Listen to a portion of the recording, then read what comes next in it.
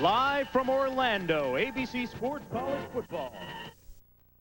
1994 CompUSA Florida Citrus Bowl, featuring the Penn State Nittany Lions from the Big Ten Conference and the Tennessee Volunteers from the Southeastern Conference.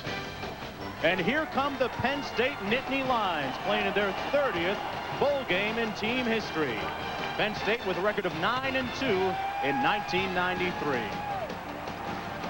Hello, everybody. I'm Mark Jones along with Tim Brandt. We're in the house in 1994. And from all of us at ABC to all of you at home, all the best in 1994. Tim, when you talk about Penn State, you think about Joe Paterno looking for his 15th bowl win, all that tradition and history.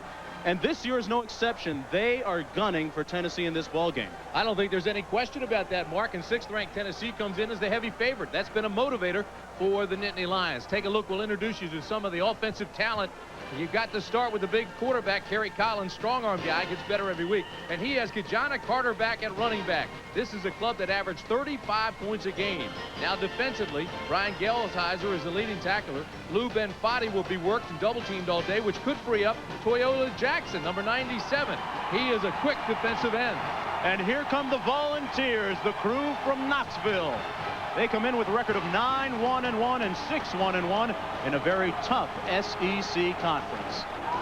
And Tim, as always, Tennessee with an abundance of speed on both sides of the ball, and one very special quarterback too. You know what, Mark? This is a team which is 1 touchdown away from being unbeaten this year. Let us introduce you to some of the offensive talent for Tennessee.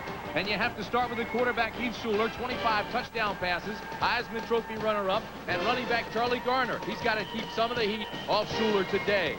Defensively, Tennessee will look to Reggie Ingram to clog the middle, stop the run. He's the Vols' second leading tackler. He's right there in the middle, and that'll free up James Wilson, the defensive end, who has 7.5 sacks. The key to Tennessee is speed. Speed against power. Tennessee against Penn State when we come back. But now, John Saunders in New York. Thanks a lot, Mark, and welcome to Bowl Day 94, presented by Wavy Lays. Following the Citrus Bowl, it is the Rose Bowl. Wisconsin against UCLA. That's at 4:30.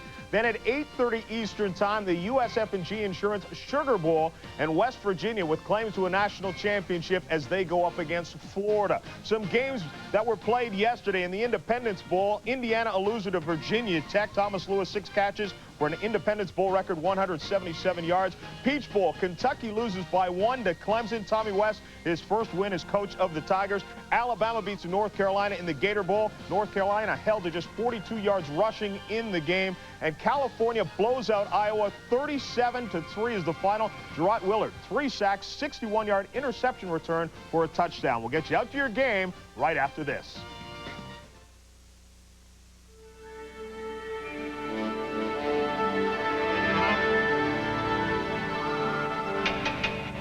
Please be seated.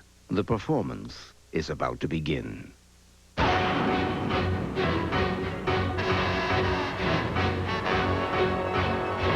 32-valve, 280-horsepower Lincoln Mark 8. It's like Beethoven with an attitude. Drive everything else first. My husband, the big football coach, well, sure he acts tough, but when he got the flu, I knew he felt it just like the rest of us. Body aches, fever, coughing. So I made sure that he got new Tylenol Flu. Only new Tylenol Flu has maximum strength medicines and extra strength Tylenol brand pain reliever to fight even your worst flu symptoms. Tylenol Flu really got him back on his feet. Nothing fights the flu like new Tylenol Flu. You know, he may be the coach on the field, but at home, I'm the team doctor.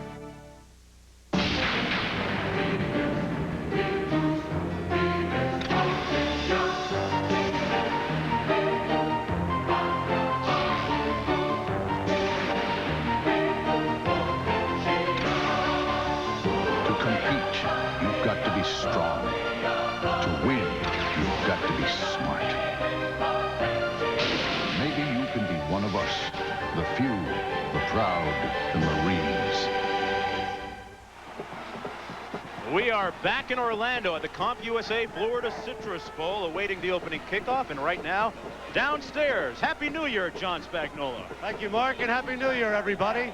You know, the euphoria surrounding this Tennessee football team and the success they've enjoyed so far this year, has been overshadowed by one thing, and that, of course, is whether or not Heath Schuler will turn professional. Well, we had a chance to visit with Heath Schuler, and we asked him about the process that would lead to his final decision. The whole month of December, my family and I, we have really sat down and we've tried to collect all the data we possibly can. I've got it all developed. I've got it binded together, and I want to take a 5-day vacation with my family, and we're going to just sit down and try to make the best decision we possibly can, because it will not only affect me, but I think it will affect my family for the rest of their lives. And that shows you how the fans feel about Heath Schuler. That could be the coaching staff that put that up there. Philip Fulmer may have written it himself. I recognize the handwriting. Penn State kicking off. That's Brett Conway. Back deep. Billy Williams will get the kickoff on his own goal line. Williams with 4.3 speed, but he can't unleash it here. And he's tackled at the 18-yard line by number 28, Daryl Kania. Well, we talked about Heath Schuler just a few moments ago. This year he threw 25 touchdown passes. That is a school record at Tennessee. Penn State, by the way, they are 8-0 when winning the toss. They won the toss, but elected to kick off. A look at the backs and the receivers. Charlie Garner with over 1,100 yards rushing this year. Faulkner and Fleming extremely dangerous. I call them the F troop, and I guarantee you they'll try to get them involved early. The key is speed. Spread the field and use that speed early. And that's what they're doing with 3 wide receivers. The flanker screen to Williams. Billy Williams out over the 25, tackled at the 26-yard line by Lou Benfatti, number 55, one of those key starters up front for Penn State. It'll be a gain of about 7 yards. Look at that offensive line for Tennessee. Each one of those guys did not play on the offensive line last year. That is a tribute to their skill that they've done so well this year. That's right. Lehman was a center. They moved him. Mays was a defensive lineman. Ratliff hasn't played much at all, so it's big and strong, but relatively inexperienced here. Jeff Smith, the All-American up front. Here's Garner on second down. He slips at the 28-yard line, leaving him about 1.5 yards shy of that first down. Let's take a look at this Penn State defensive unit. We talked about Jackson in the opening. Eric Clare also strong up front. They're joined by Lou Benfatti, the second-team All-American. He's the All-American they'll probably double up on today. Brian Gelsheiser among the linebackers. He was the leading tackler on the defensive unit. And in the secondary, Shelly Hammonds is a professional prospect, so keep an eye on him. Jerry Sandusky told us his team has given up some big plays. That concerns him most against Tennessee. 3rd down and 1. Opening series for the Vols. Garner has the first down and more. Charlie Garner ran for 1,161 yards this year, averaging 7.3 per carry. He showed you why right there. He is very quick and extremely versatile, great competitor. When he arrived at Tennessee from junior college, not in shape, but he is now, folks. And I'll tell you what, he's going to hit that corner, and if they don't contain better than that and force everything back inside, Garner is going to have a huge day. We saw him against Alabama in a tie game that they played against the Tide this year. He had 144 yards. Told me earlier this week that that game was a turning point for him this season. Here's Schuler, the weak side screen to Fleming. Corey Fleming out near midfield at the 49-yard line. A nice pickup. You know, you have to love the game plan coming in here on the first series for Tennessee. They know the advantage they have is speed. They don't want to play into the hands of Penn State, big, strong club. What they want to do is they want to run this Big Ten team. They want to use that speed, spread the field. They've gone to the receivers wide, and they've come back inside. Corey Fleming, another one of those 4.4 speed guys for Tennessee. A gain of 8 on first down. It's 2nd and 2. Here's Garner trying to turn the corner. He does. Charlie Garner with a first down to the 33-yard line. A pickup of 17 yards. The tackle finally made by Shelly Hammonds deep in the secondary. Watch this play as it comes to you. Now watch 97 Jackson get hooked inside. Bam, he's caught right now, can't get back out. Outstanding block by 75 Ratliff. Then let the speed of Gardner get the corner because he's already been cut off. There's nobody outside for flood control, and they move the chains one more time.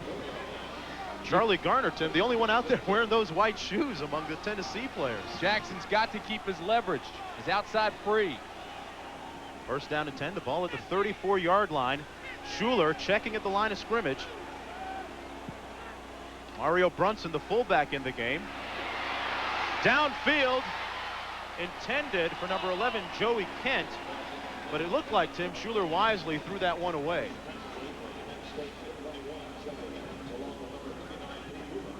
Hammonds and Rubin providing the coverage. So it'll be second down and 10. Coach Philip Fulmer in his first full season as head coach in Knoxville, 13-1-1 so far in his career. On the other sideline, one of the most recognized and respected faces in all of college football, Joe Paterno. 3 wideouts for Tennessee. Here's Schuler trying to pass, and he can run too. That's why the pro scouts love Heath Schuler. He can scramble and make something happen, and so can John Saunders back in New York. John? Well, Mark, in the Hall of Fame Bowl being played in Tampa, Michigan and NC State, Terry Harvey is picked off by Clarence Thompson. He returns it 43 yards for the touchdown. Michigan is rolling 28-0. Let's go back to Mark and Tim. All right, John, the Big Ten having a good day so far with respect to Michigan. Here's it's 0-0. We're just underway in the first quarter. Backs out of the eye. It's Garner and Brunson. Smith jumped too early. This will go against Tennessee.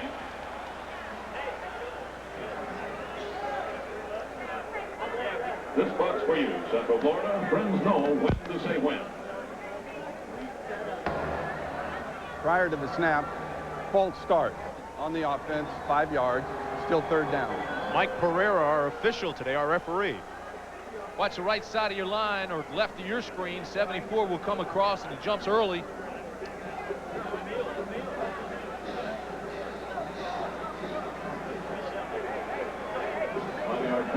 Jeff Smith that time. As you pointed out earlier, the third-team All-American moving before the snap.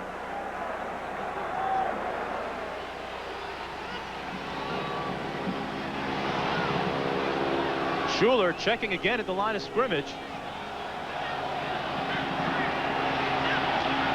And finally calling a timeout as time winds down on the play clock. He had to call that time. He did very wisely, or take the delay of game penalty. Got the timeout instead. Coach Fulmer's going to talk it over with his starting quarterback, and we're going to take a break. Zeros here in Orlando. All right, PC, go out for a long one. Okay, you know, CompUSA is almost as big as a football field. Well, 5,000 computer products take up a lot of... You didn't break the compact Rosario SX33 PC with the built-in fax modem and all the software you need for home or office, did you? Or the WordPerfect 6.0 for Windows Upgrade. Easier to use than ever with sophisticated new drawing tools for graphics. Heads up, PC. Are you okay? Yeah, but Ed here in corporate sales is going to have quite a lump. Comic relief. Sex. If you have never watched the show, maybe you don't know how to laugh. So here are a few laughs that you can try at home. There's the nervous laugh. The polite laugh. The big burly Viking laugh. The 20 packs a day laugh. That's funny. Now that you know how to laugh, join America's top comedians live for one of the biggest comedy events of the year. And then there's the laugh that only dogs can hear. Ow! Comic Relief 6, live and only on HBO. You realize you're one of 100 applying for this job? Oh, yes, sir. Good. Let's get to the terms. Generous salary. Club membership. Car. Wait, this isn't a Mercury Sable. It happens to be the very latest. Latest to imitate the Sable. Is that so? Bottom line, no Sable, no deal. Fine. Then I suggest, Gordon, you see about getting my new executive vice president here a Sable. A nice red one, Gordo. Mercury Sable with standard dual airbags and available ABS brakes. Accept no substitutes. The Wisconsin Badgers make their first trip to Pasadena in 31 years when they battle the Bruins of UCLA in the Rose Bowl today on ABC Sports. Back in Orlando, Mark Jones along with Tim Brand and John Spagnola. Happy New Year to you all. It's 3rd down and 6 for Tennessee on its opening drive of the ball game. They received the opening kickoff, and they have 3 wide receivers in now in the formation.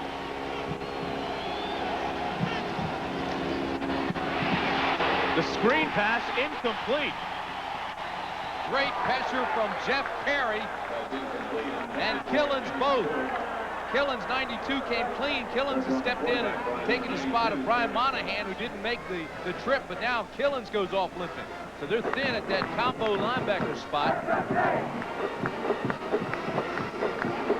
Watch, coming out of the left hand of your screen, it'll be 92 Killens. He's 6 feet 219, but he's got great speed. They can feel him coming. Schuler had to unload it. Okay, right now, John Bexford for Tennessee attempting a field goal from 46 yards out. 12 of 13 on the year. The All-American has got it.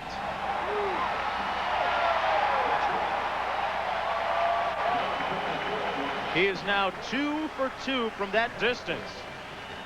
He has been the picture of accuracy all year, and he has given the group from Knoxville a 3-0 lead in the first quarter. We'll be back.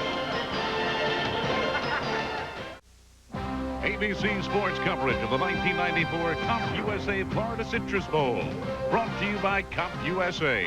With over 5,000 computer products, Comp USA is the computer superstore. Lincoln Mercury and the complete line of 1994 Lincoln and Mercury automobiles. Delta Airlines, you love the way we fly. And new Tylenol Flu. Nothing fights the flu like Tylenol Flu.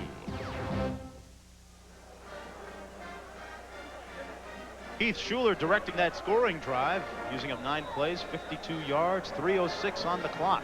Outstanding drive by Tennessee. Used everything. They used isolations, flanker screens. They ran the ball. They broke containment. Back deep for Penn State, it's Stephen Pitts and Shelly Hammonds, and it's caught at the 22-yard line by the Nittany Lions, where they will start their offense. John Whitman, a backup fullback, making the catch, and in comes Kerry Collins, the starting quarterback for the Nittany Lions. Collins coming off one of his best games a month ago against Michigan State. He was 23 of 42 for a career-high 352 yards. The knock on Collins has been inconsistency, especially early on. He says that's not true anymore. Bobby Ingram, the team's leading receiver, a deep threat. He had 13 touchdown catches to tie the Big Ten record this year. Archie and O'Neal in the backfield. LaBarca in motion. They hand off on first down. And that's Mike Archie. Gain of about 3 yards out to the 25, but we'll have to figure out what these flags are about. There's a little motion up front. The tackle was made by Reggie Ingram, the middle linebacker for the Vols. Tennessee jumped to move back. Encroachment. Signal against Tennessee. Our officials out of the WAC this afternoon. Defense lined up in the neutral zone, 5 yards. It'll be 1st and 5. You heard the call, 1st down and 5. Let's take a look at the offensive line for the Lions. Up front, Pickett, Malinowski, Greeley, Hardings, and Andre Johnson.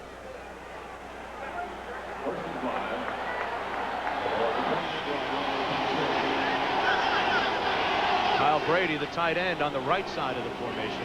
Play looks like it's going to the right. Freddie Scott in motion. Little play action, and Collins is sacked back at the 18. Number 92, Shane Bonham. Shane Bonham started in 4 different positions. Very versatile guy. Started last year, blue-collar guy. He went right around the blocker. Watch this. Looks like Archie's supposed to cut him off. He doesn't. And Big Bonham, who's 260, ran right by Archie, who's just barely 200 pounds, and he got the sack. Loss of 7. Big play for Shane Bonham. That Tennessee front defensive line, not particularly huge, but a lot of quickness up there. Loss of 7 on that play. Collins going up top to Ingram. And it's incomplete at the 30. Broken up nicely by Ronald Davis. Collins has to shake his head. That ball was perfectly thrown, but that guy Davis, right there, number 1, had great coverage. You want to use the sidelines. You want to play it inside out. You have as much right to the ball as he does. Look at him. He's playing inside out, using the sidelines, has him boxed, and then goes for the interception. At that point, the receiver, Ingram, has to become the defensive back and prevent the INT, the pick. Ronald Davis with 1 interception coming into this game. Just a sophomore. That secondary a little bit young but very talented. 3rd down and 12.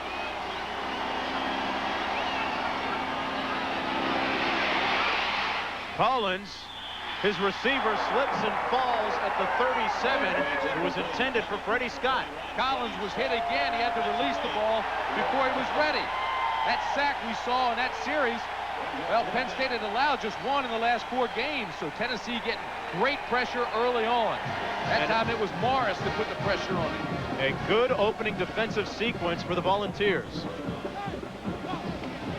Into punt, it's V.J. Masillo, averaging 36.6 per punt. Back to a very dangerous punt return man, and Sean Summers. He's standing on his 37-yard line.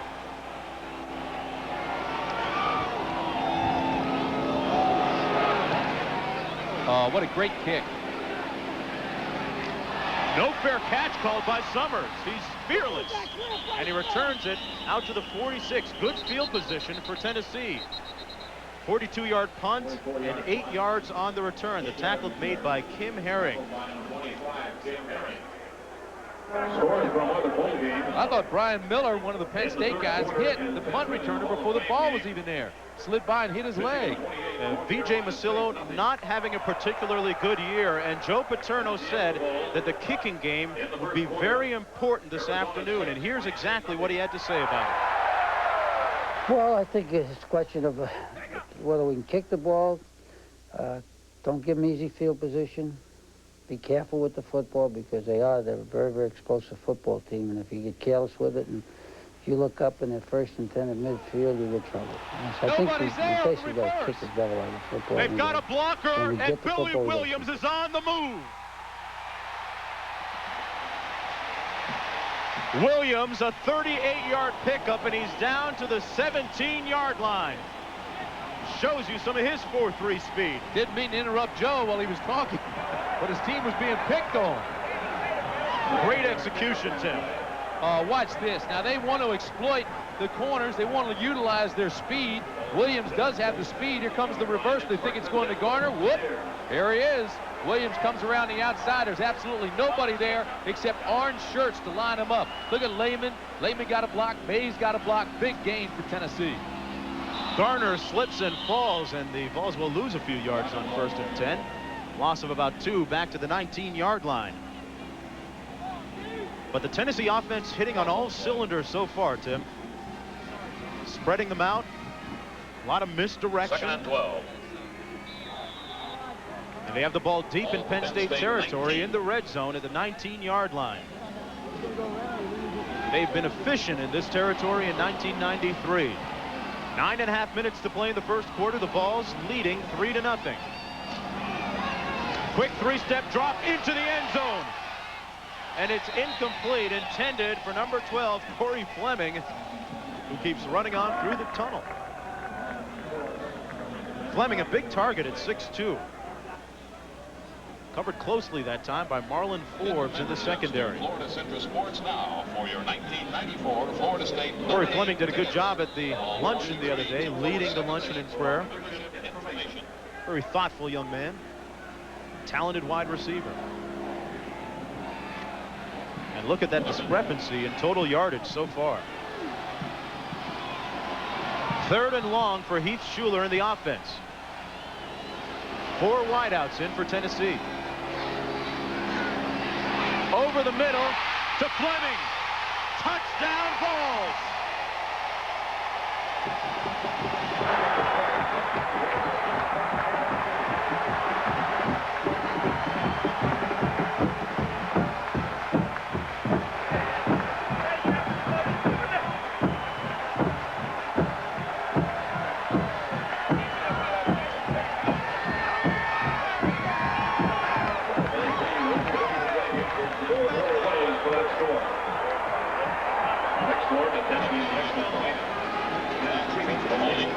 The speedster out of Nashville makes it 9-0 and now 10-0 as Beckford tacks on the extra point. They go 4 plays and 55 yards to quickly. Again, utilizing the speed. Twin receivers to the right side. Penn State will bring pressure from that right side against Schuler. Schuler looks left, finds Fleming. 52, Willie Smith can't stay with him and misses the tackle. Try to get help from Rubin. And Fleming scores. High school quarterback, 6'8", high jumper.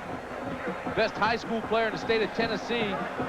Great find, outstanding throw by Schuler, who first looked to the left, located his receiver, dragging across the middle, locked on with a linebacker, saw the mismatch, threw it high, and led him perfectly. So far, it's been all Tennessee. Whatever direction Heath Schuler and instructions he's getting on the phone, they're good ones. Because the offense is in high gear. Tim, is it too early to worry if you're Penn State and Joe Paterno? If I was Joe Paterno, I would have worried before I even started the game. Tennessee is a touchdown away from being unbeaten. As much speed as Penn State has seen all year. More speed than they've seen all year. Yeah, it's tough to compare any team in the Big Ten to Tennessee. This is one of the most explosive offenses in the country. I think one of the best teams in the country. Average 43 points per game. Well, Joe Paterno is going to have to draw on his 28 years of head coaching experience to get his team back into this thing. Not that they're out of it, but there is cause for concern early. Another reason I've been screaming for years for a national championship. This team is as good as any in the country. This bowl hadn't gotten nearly as much publicity, although Tennessee can play with any of them. Becksford kick. Dribbles out of bounds at the 4-yard line. And Penn State will take over on the 35. Corey Fleming told me yesterday at their walkthrough that he wanted to score a touchdown, and not only that, he said he was going to do a little dance, but he didn't do that. Just took his hat off. That is his 12th touchdown of the year. Well, there's lots more bowl action to come here on ABC. Our triple header continues later today as Wisconsin battles UCLA in college football's greatest bowl game, the Rose Bowl. And tonight, undefeated West Virginia stakes its claim to the national title. They meet the Florida Gators in the USF&G Insurance Sugar Bowl. It's all coming up right here on ABC Sports. A big day of college football. And one of the Tennessee Volunteer supporters. This place is a sea of orange. There's a lot more orange shirts here, I think, than blue ones, Tim. They sold this place out. Fastest sellout in the history of this bowl game. These two teams have met 3 previous times, with Tennessee winning 2 of them. It was raining most of the morning here in Orlando, but the rain seems to have stopped now. Big offensive series for Penn State. The Nittany Lions have to generate some offense. Absolutely did not get it going the first time the Nittany Lions had the ball. Mike Archie, the tailback, with a nice gain of about 6 yards on 1st and 10. He's out to the 36-yard line, stopped up by Raymond Austin. Let's take a look at the Tennessee defensive unit. Up front, James Wilson, the All-SEC pick in 1993. Shane Bonham with a sack already. Yatkowski and Horace Morris. Gallion, Ingram, and Talley, the man to watch in the linebacking crew. And Jason Parker is a talented sophomore in the secondary. Second down and 4. Flanker screen. This is Ingram. Cutting back. He gets a good block at the 45. Still on his feet. And Bobby Ingram picks up 36. Penn State is down to the 29 of Tennessee. Ingram out of Camden, South Carolina. Penn State with a page out of Tennessee's book, using speed. Watch this. They'll let that fast defense run itself out of the play. Boom, here they come now. Now look at Collins, looks and finds Ingram underneath. Everybody's picking up blockers. See 79 Malinowski throw that block, bang. Now watch this. He'll get down here and watch. You'll see 79 Malinowski show up again. Malinowski, 79, right hand to your screen, gets another block downfield. Ingram with a nice hand off, staying up. We get our first look at Kijana Carter. Carter roughed up and knocked out of bounds at the 25-yard line by Jason Parker. Carter missed a few games, but now he is back.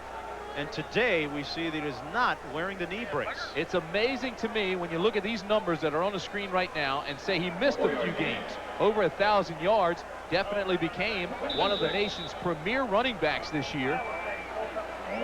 Then you bring in Archie. That's a nice changeup from Carter. He's been the Big Ten Player of the Week. A nice compliment in the backfield. 2nd down and 7. Archie checking back into the game out of the offset eye. That's the fullback, Brian O'Neill.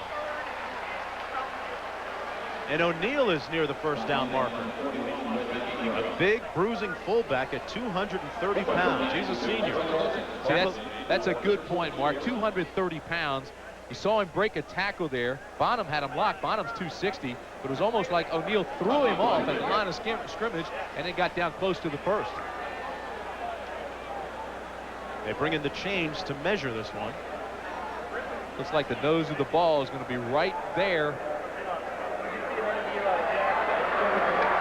And it's a 1st down. Tim, let's talk about Penn State's strategy offensively. Paterno, you would think, would try to establish that run. That is their trademark. Well, I think he's been trying to do that. I think the play to Ingram kind of gives everybody a little pep, a little pat on the butt and say, hey, let's get it going, because the first series they really couldn't get much going. They do have a strong arm now with Collins, but I don't think Joe will ever get away from that running game. He's got to run to win. The 2nd leading team rushing in the Big Ten Conference. Freddie Scott in motion. Screen pass. Archie gets 1 kick-out block, but he's brought down at the 14. A gain of about 5 yards. The tackle was made by Reggie Ingram. Things clearing up, and joining us over the Citrus Bowl today is Airship Shamu, the SeaWorld blimp. Shamu represents the SeaWorld Marine Life Parks here in Orlando, as well as California, Texas, and Ohio. Be providing us with tremendous pictures throughout the course of the afternoon. You know, the pressure Collins had in that first series, he's neutralizing that with screens, little quick pop passes underneath. 2nd down and 7 here. Carter, the lone back. Carter gets the call. Kijana Carter down to the 6-yard line, and a 1st down for the Nittany Lions. 1st and goal, tackled by Deron Jenkins. So Penn State mustering up some momentum now here in the 1st quarter. Well, I tell you, Fran Ganner must have had a talk with these guys.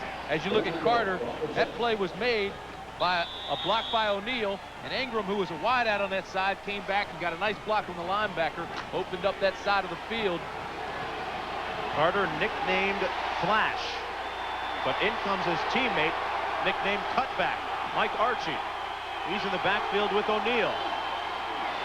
O'Neill off tackle, nothing doing. O'Neill brought down at the 6 by Scott Gallion. Well, what an outstanding play by Gallion, too. Coming out of his linebacker spot, inside out, came down the line of scrimmage, then attacked. Put his helmet right under his chin. Picture perfect tackle. 6'2", 230. Just a sophomore. Mullins, the senior, Tim, with the play on 2nd and goal. O'Neill, the lone back. LaBarca in motion. Into the end zone. Oh, it's at the 2, and it's short of the end zone. Complete, though, to Bobby Ingram. Hey, I can tell you right now, Kyle Brady, the tight end, is going to go back to the huddle, and he's going to say, hey, Kerry, I was wide open. Somebody didn't pick me up that was supposed to. Take a look at this now. You'll see Ingram, of course, makes the play, but watch Kerry. Looks to the left immediately. See him locked on to the receiver. He's locked on right here to number 10, Ingram, and throws the good pass. It gets it down inside the 5. But right in the middle of the field was Brady, who was wide open in the end zone. Brady this time, Tim, lining up to the left of the formation. Carter and O'Neill out of the eye.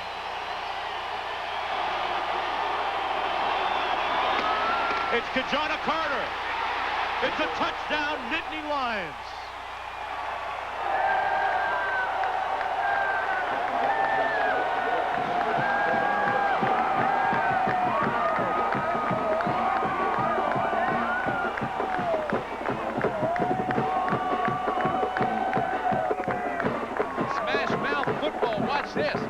Watch 29 O'Neill. This guy right here, watch what he does, and then open this thing up for Carter. There's the hole. Here's the block. Bang. Take it in. Touchdown. You know, Penn State has now scored 17 of the last 20 times they've been in the red zone. Craig Fayak with the extra point. Up and good. And it's 10-7. Tennessee now with just a 3-point lead. Flash with a mini flash and a touchdown. We'll be back.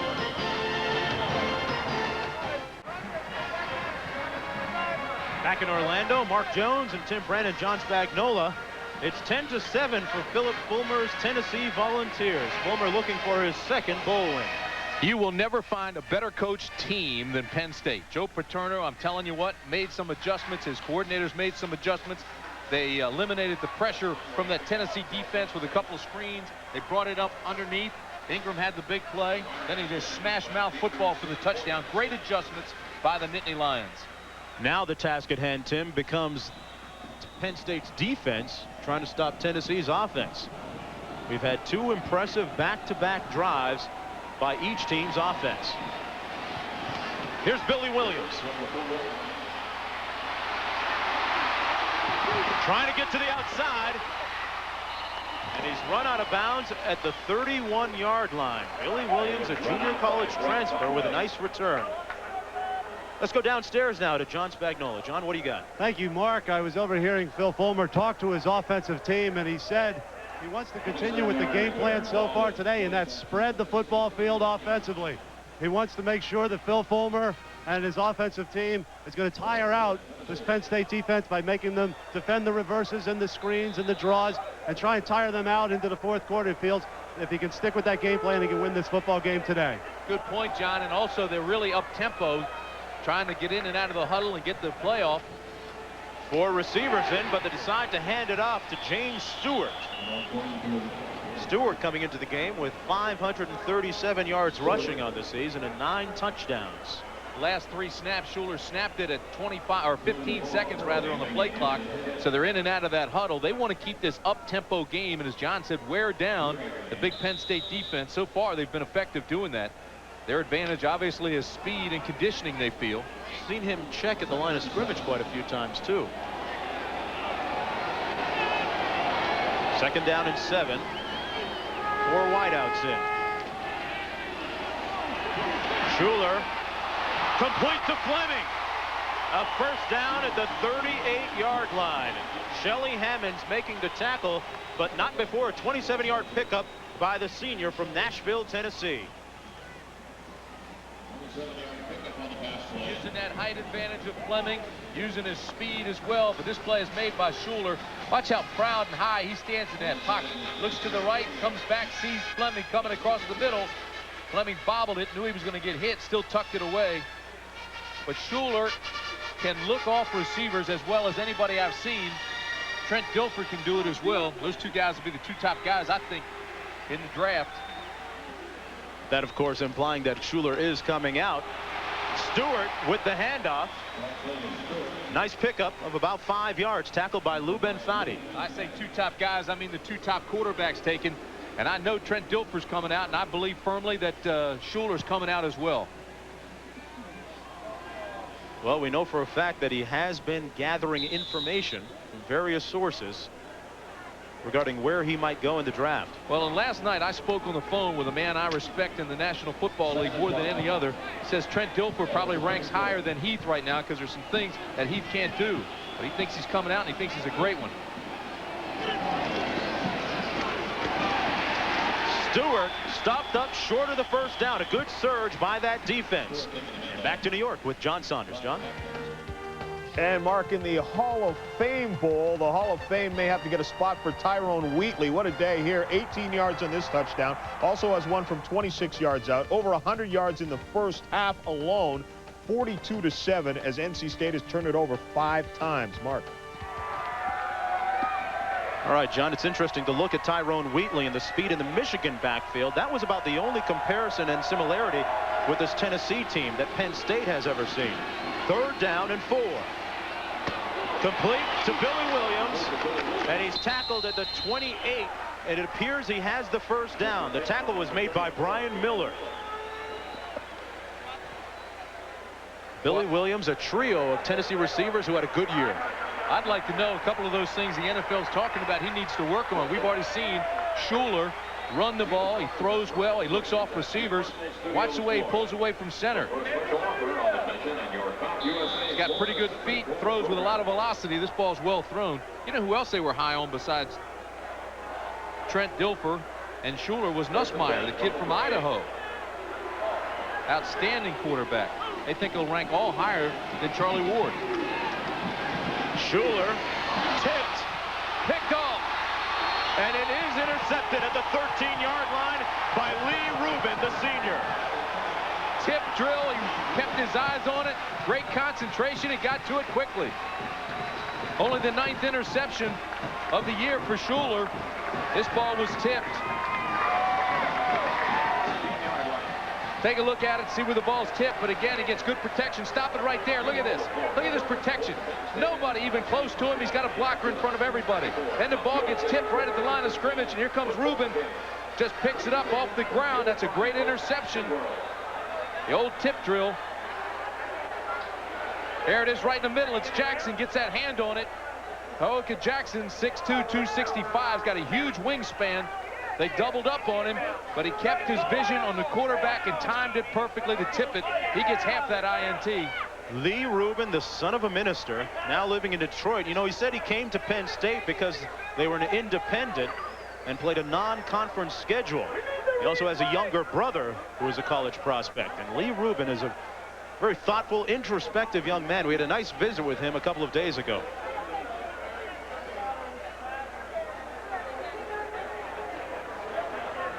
Going to put 4 seconds back on the clock because it continued to run after the interception.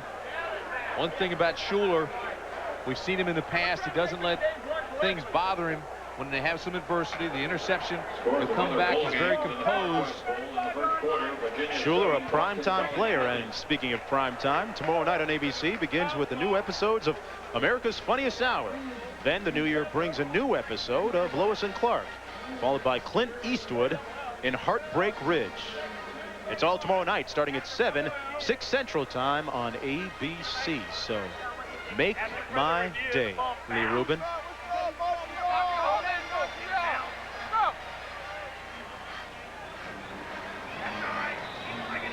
Keith Schuler still working the phones. We have 1:31 remaining in the first half. Penn State has the ball after an interception by Lee Rubin. Ball on their own 13-yard line. They trail by 3 points. Mike Archie plowing his way forward for a gain of about 3.5. And he lost his hat in the process. While they get off the ground and figure out what happened and what was illegal, because there is a flag down. Let me tell you, turnovers and penalties cost the Volunteers the loss at Florida. It's a face mask against Tennessee. Probably why he lost his hat. Again, Brian O'Neill comes up there, tries to get a block, but just watch the head of Archie. Right here. See the hand? There's the face mask. That's a personal foul. Just rips his helmet off. First down. Ouch. James Wilson doing the decapitation. They say Wilson's the most physical player they have on the defensive line. Good thing that head wasn't still in that helmet. 1:18 to play in the first quarter. Point I was going to make about that last interception is their only loss was because of turnovers at Florida. They turned it over against Alabama and tied that game. Some critical ones at critical junctures, and an error here by Jeff Hardings, the starting right guard for Penn State.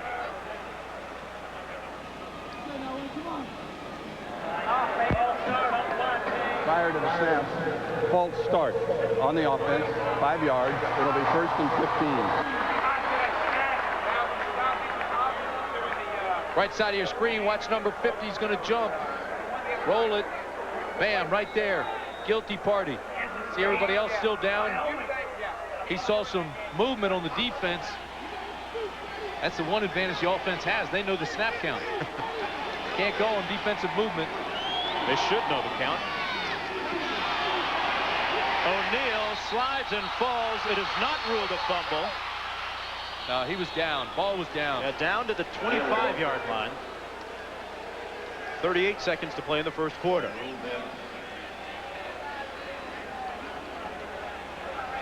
It's been a first quarter where Tennessee's offense has been impressive early, but they threw an interception on their last possession.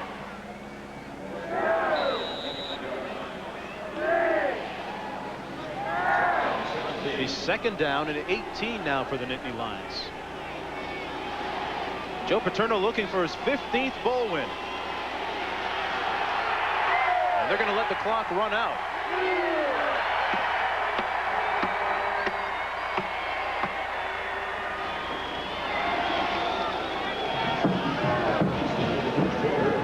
That's the end of the first quarter in the CompUSA Florida Citrus Bowl.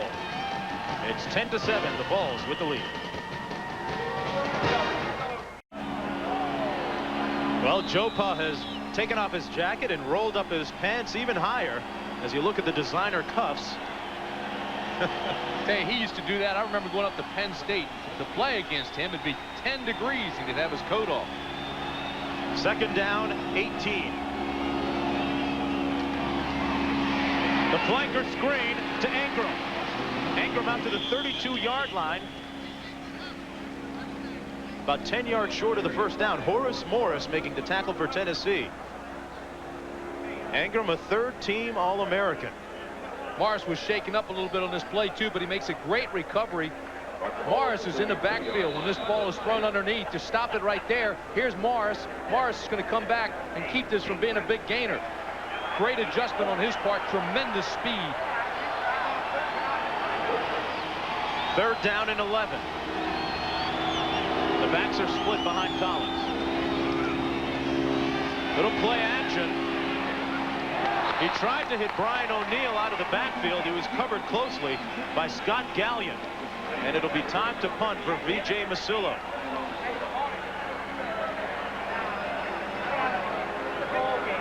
Brings up fourth down. Fourth down and 11.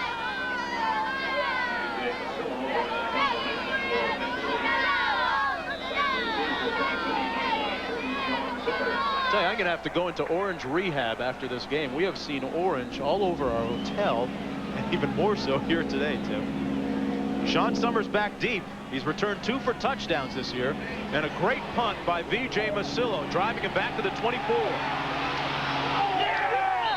Summers got rocked at the 26. A 44-yard punt with a ton of hang time and just 2 on the return. The tackle made by Jeff Davis.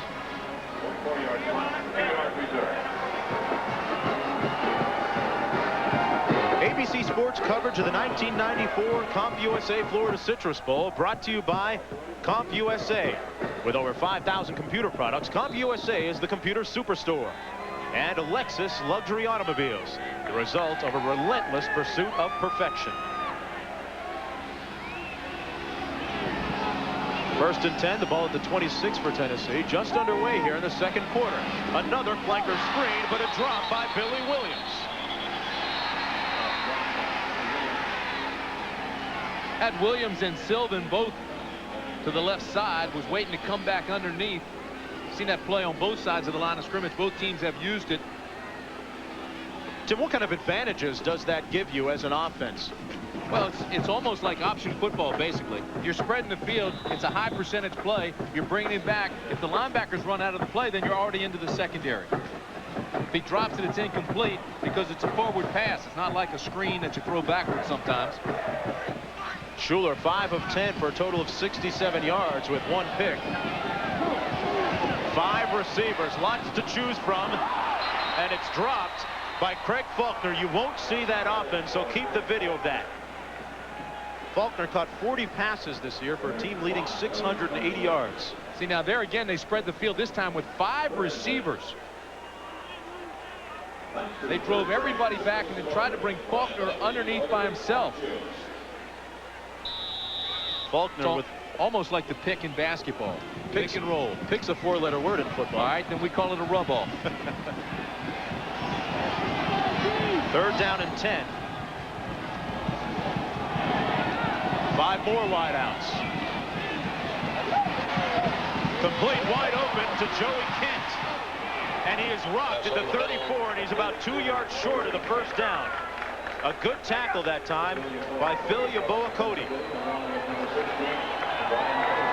So the Penn State defense holds. What a tackle. I mean, that was a slobber knocker. He got up looking out of his ear hole because Yeboah Kodal came in there and just put him right on, pancaked him. Okay, now we get a look at another dangerous punt returner, Bobby Engram. Tommy Hutton on his own 22, the lefty with a high spiraling punt. At the 28, Engram. Engram out to the 42-yard line. One of the top punt returners in the Big Ten returns at 14 yards after the 38-yard punt. The tackle by Mario Brunson. 10-7 from Orlando. Come on back. A look from our airship above, Shamu. Look at Orlando, Florida. One of the real jewels of Central Florida. There's a look at the Citrus Bowl. I'm Mark Jones along with Tim Brent and John Spagnola down on the sidelines. Happy New Year to you and yours from all of us at ABC. It's 10-7.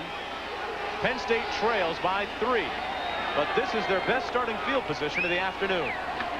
Collins with a quick drop. Complete for the first down to Bobby Engram. A pickup of 16 yards for the All-American. Boy, that was a great throw that time by Collins. Tennessee was playing in and out. It looked like a combination defense. Engram just ran by Jenkins. The safety came over. The ball had to be thrown perfectly between the safety and the DB. You see right there, it's perfectly thrown, and the catch is made. Parker was closing in quickly. Engram with 4 receptions for a total of 62 yards. You can almost sense Kerry Collins' confidence growing. A reverse to Engram. He shakes off one, and he's on his feet. He could go.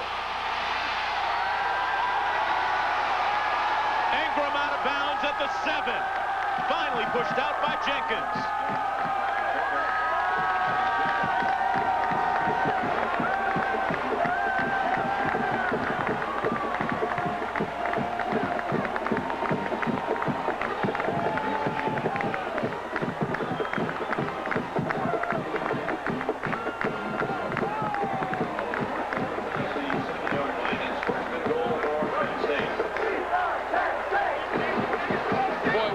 Engram's the all-purpose guy. They call him the big play guy. Offensive line has to hold its blocks.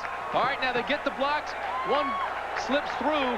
That was Morris, but he misses the block. Now here comes Engram. Explodes into the secondary. Parker has to chase him down from behind. First and goal from the 7. And Kijana Carter slips. You know, there's a lot of slipping and sliding out there from both teams. I don't know if they wore the short-nippled cleats, but the thing is, it rained all morning. The field wasn't covered. I know the field is in great shape. There's not holding much water, but on the surface, guys are slipping. We saw Penn State have the same problem against Michigan State a month ago when that field surface was like an ice rink. No gain on the play. Second down. Second down and goal. The ball at the 8.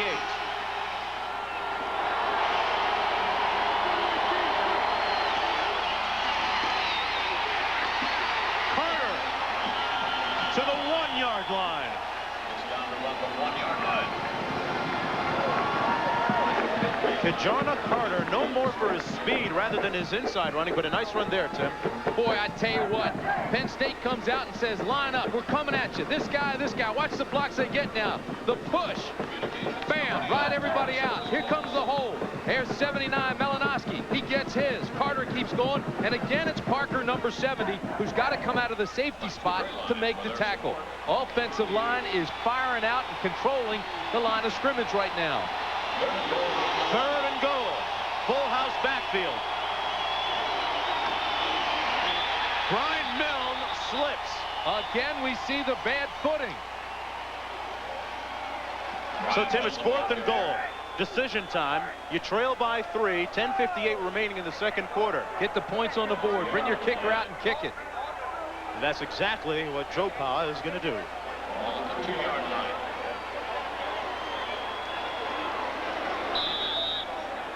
You would think naturally and obviously he would have preferred the touchdown there. They started off 1st and goal from the 7. In comes Craig Fayak to attempt from 19 yards. They're checking the cleats on the Penn State sideline. Joe Paterno was even looking at the shoes. Joes are clean. And Fayak barely makes it inside that upright from 19 yards out. So the shoe of Craig Fayak is working well, and we're knotted at 10 apiece.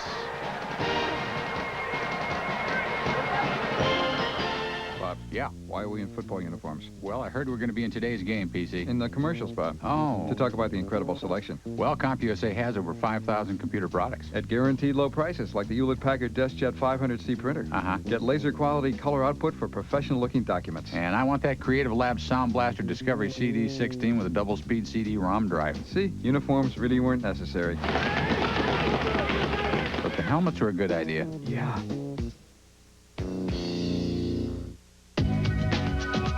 These aren't merely chairs. They're blueprints used by us to help design and create the perfect environment for the driver of the Lexus GS.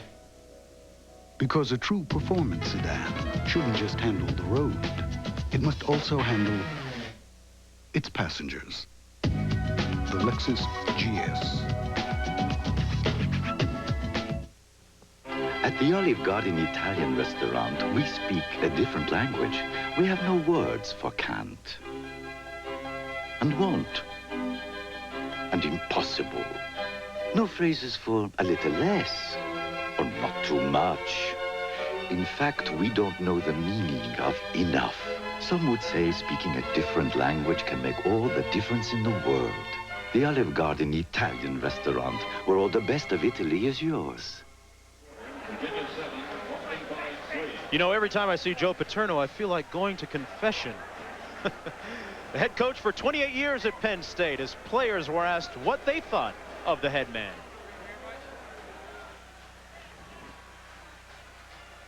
Intense and respected. I think he's a character. Tough, but also a teacher. Takes care of the little things. He's a disciplinarian, a motivator. And Joe Paterno's a fighter. Tim Brent, Joe Paterno is the man that beat us when I was playing at Maryland every year in and year out, forever. Very much respected in the coaching ranks, doing things the right way. Quality guy.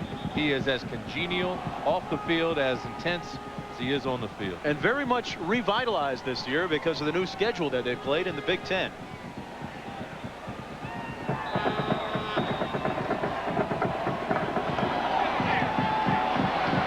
Conway kicking off. Here's Billy Williams at the 2. Williams puts his hat down and is tackled at the 22-yard line. We're going to kick it back to New York with John Saunders. And Mark, we remind everyone that Bull Day 94 continues, presented by Wavy Lays at 4:30 Eastern Time. It's the granddaddy of them all, the Rose Bowl. UCLA against Wisconsin. Badgers haven't been there in 3 decades. Then at 8:30 Eastern Time, one that could figure in the race for the national championship, West Virginia against Florida, and the USF&G Insurance Sugar Bowl. It's all continuing today on Bull Day 94. Back to you. Charlie Garner and Mario Brunson in the backfield. 1st and 10 for Heath Schuler. For Faulkner. Hey, that's 2 now that he's dropped. No, that's exactly right. He should have had it. Bonner was on him, the hero, the strong safety, but that ball was well thrown. It should have been caught. The other one, he wasn't even covered and dropped. So that's 2 drops now for Faulkner. Very rarely do you see that. He's the team leader with 40 catches, now 4th on the all-time list, ahead of Carl Pickens. Had an interesting discussion with him a few days ago. He said, don't call me a possession receiver. He has 4.4 speed, and he has the flair for the spectacular catch, too. If he doesn't start catching it, we won't have to call him a possession receiver. Exactly. Schuler only one of his last 5 passing, but he decides to hand this one off. They run it out to the 27. Downstairs to John Spagnola. John? Thank you, Mark. You were mentioning on Penn State's previous drive that the field conditions are a little bit wet. You know, there was just a light drizzle. It has not rained all that hard here today, but the field is hard. It's cut very low, and Kajana Carter and Brian Milne both slipped trying to get into the end zone. So we'll have to keep an eye on that for the rest of the day. The running backs have to watch their footing when they get in close. Up to you. Are they wearing AstroTurf cleats, though, John? Some of them are wearing molded soles and some are wearing spikes, but some of the players are changing their shoes right now. Thank you. Okay, 3rd down and 6. The quick out this time. Faulkner hangs on to it at the 28-yard line, and he'll be short of the 1st down. So the Penn State defense once again holding. That ball was not well thrown. He had to stop, come back, and catch it low. And he, too, slipped a little bit. And you can hear a slight rumble from the Penn State crew that has made the trip to Orlando. Well, we heard Joe Paterno talking about field position earlier before I so rudely interrupted him. But he's going to get it here. Tom Hutton into punt. He's standing on his 14-yard line. Ingram on his 32. Tennessee moved. Lineman went down, got set, then moved, and didn't reset. Friendly flag thrown. This is going to give Penn State even better field position. Before the snap, we had illegal procedure against the offense, 5 yards, still 4th down. You know, Philip Fulmer is known as a very communicative coach. Well, he's going to communicate a few of those errors to his team right now. Let them know about it.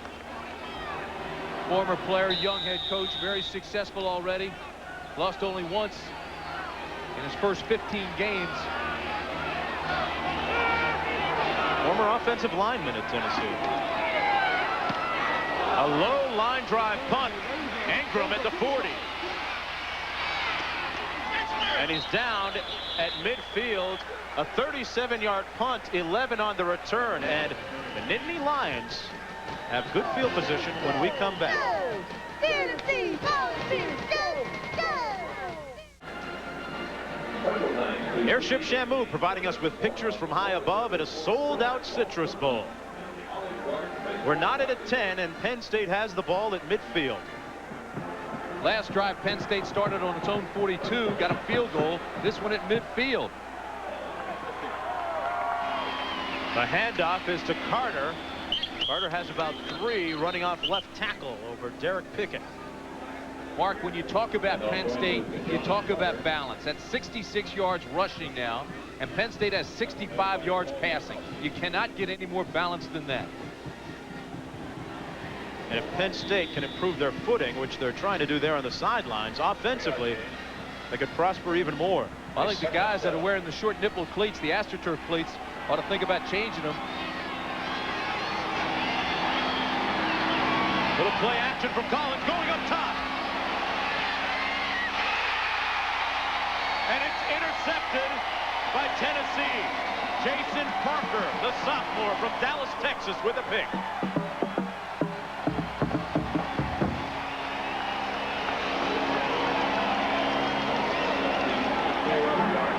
Parker and Davis, this ball was not well thrown. He hangs it up there too long. Again, he's got great protection. The offensive line doing a great job. But watch this, 1 and 7. Here comes 7. Parker, the safety, who was playing free down there to help out number 1, Ronald Davis.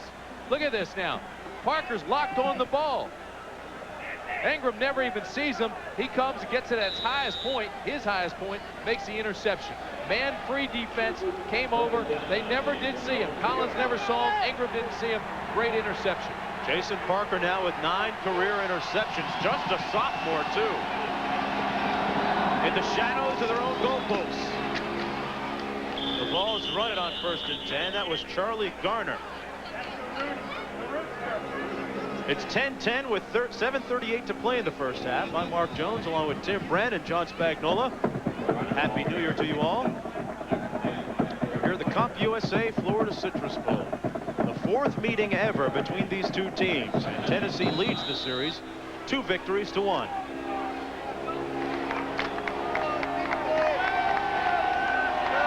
Nose of the ball on the 4-yard line.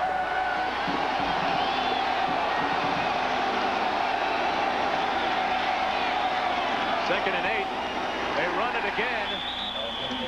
And Garner is tripped up at the 6-yard line by Eric Clare, number 89, a junior. Boy, what a great play by Clare, too. Used a little bit of a swim move, lost his blocker, penetrated, and actually tripped him up in the backfield. And he stumbled forward to make the save. Get a little bit. Look at some of the scores from yesterday. Alabama with a win over North Carolina. Great game by Bergdorf, the quarterback for Alabama. Filling the game's MVP. Filling in for an injured Jay Barker. 4 wideouts in now on 3rd down and long. They hand it off to Garner. He has the first down and then some. White shoes, Charlie Garner has the first down after a pickup of 19 yards. Garner stepped out of bounds. Pushed out of bounds by Willie Smith finally. You asked earlier why he was wearing white shoes and everybody else had on the dark shoes. I think it makes him look faster. That's one thing. But watch this. Everybody gets the push. The 3 linemen are gone. The linebackers Chase can't get there. Secondary tries to take a shot at him. If Rubin, number 39, doesn't at least knock him off stride, he stays inbounds and possibly scores. He had a big run in that Alabama game that we did. A run that really turned the game around for Tennessee. That was the first down for Tennessee this quarter. Play action, Schuler. And it's incomplete, intended for Craig Faulkner. And it hit Yeboah Cody in the back. See, defensively, somebody's got to yell ball. When that ball's in the air, you got to yell ball because Cody was right there. Yeboah Cody was right there. Great coverage. He turns his head. He's got the interception. Look at Schuler's numbers this afternoon. Threw 25 touchdown passes in 1993 during the regular season. He's 2 for 6 since that interception, though. The reverse to number 83, Sylvan. Nilo Sylvan tackled at the 32-yard line. Shelly Hammonds in on the stop. Monday night, ABC Sports heads to San Francisco as Jerry Rice, Steve Young, and the NFC West champion 49ers tackle the Philadelphia Eagles in the season finale of ABC's Monday Night Football. Coming your way live at 9 Eastern, 6 Pacific here on ABC Sports. 3rd down and short now for Tennessee. Deadlocked at 10 apiece. The handoff to Garner. Garner, the ball carrier to the right side. Garner, some tough running out to midfield at the 49. Yeboah Cody again in on the tackle, but not before a pickup of 17 yards. And you have to love the way that Charlie Garner is running, Tim. Well, we're talking about Tennessee spreading the field to make the defense thin. I want you to look at this. All the way over here. Here's one Tennessee guy. Here's the outside guy on this side. What that does is thin out the defense. Then they bring them around, or they can bring these guys and go ahead and roll it, and you'll see everybody's caught inside. The receivers drive the safety and the corners off, and it's wide open territory over there. So they're creating space for the running game. Tennessee with that balanced offensive attack. Garner again down to the 49-yard line. Love the way he runs. He's got the shoulder pads flapping. He's got the trunk open there. Lou Benfatti in on that tackle. Garner just one of 4 Tennessee running backs to go over 2,000 yards in his career.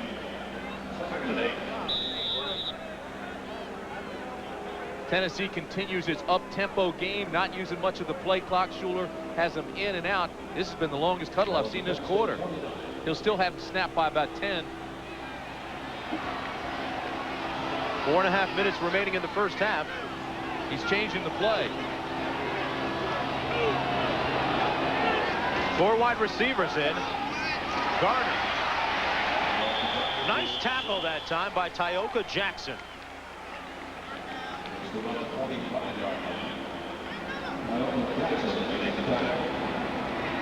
Garner's looking for help. Somebody, if you're not going to block, at least fix my jersey.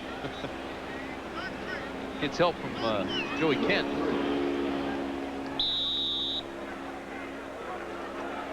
.350 remaining in the first half. 10-10. Tennessee now coming back, Mark, after going 1-2-3 punt the last 2 possessions. Consuming a little more time on this one. Garner again getting a lot of work. Gelsheiser slows him up. And then they finally make the tackle. And he's short of the first down, or right near the marker anyway. Penn State brought in Cliff Dingle, who's a safety, a hero backer, almost as a linebacker to help out on the corners, where that attack of Tennessee has been very successful. There's a flag down, Tim, at the 41-yard line.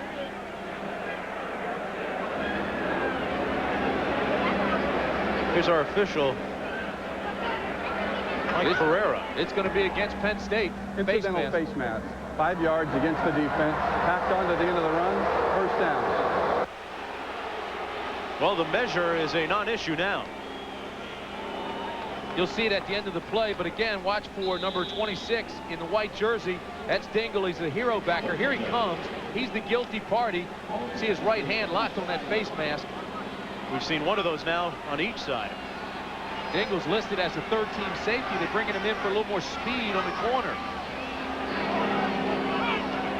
Schuler out of the shotgun this time.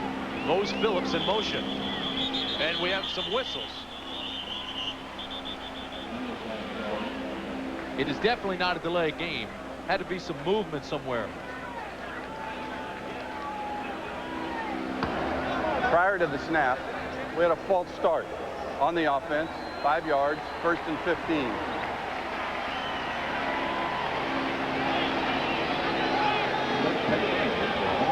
So they give back some of the yardage that they gained by virtue of the face mask. About 3.5 minutes remaining in the first half. It's still 10-10. Heath Schuler not as accurate after throwing that interception. 2 receivers out to the top of your screen. One of them, Craig Faulkner, in the slot. The draw play. Tackled at the 43-yard line. Lou Benfatti, number 55, was there. Again, Tennessee with 4 wides.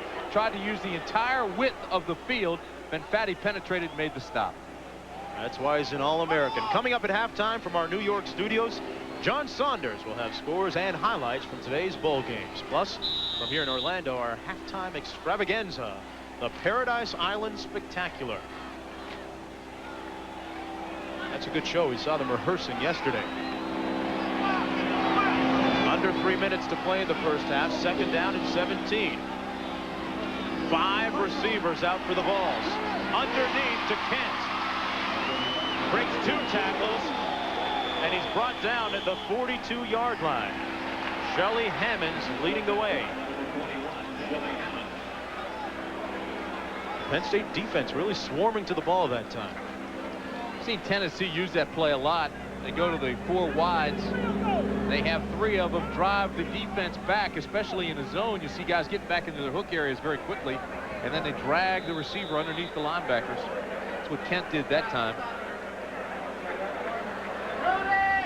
Heath Schuler looking at 3rd down and 16. Bexford has a strong leg, and they would have to push it at least a little closer. Underneath to Mose Phillips, breaks 2 tackles, but he's brought down at the 32-yard line. That won't even be close to the first down, so Phil Fulmer now has to start thinking ahead a little bit. Got about 5 to go, Tim. Mose Phillips making the catch. Willie Smith making the tackle. Bexford's longest field goal is from 51 yards. I don't see the field goal team coming on. They're deep in Penn State territory.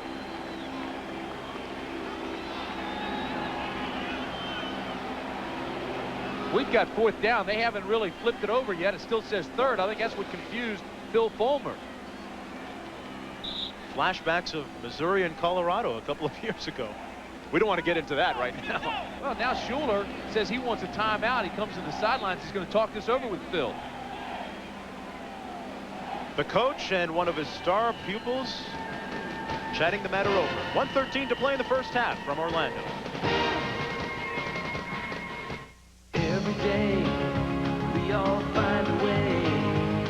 A promise made, a promise kept, giving it our best. Napa, we're the most complete source for auto parts, and all Napa parts are backed by a nationwide warranty program. No wonder more Americans trust Napa to keep their vehicles running. We keep America running.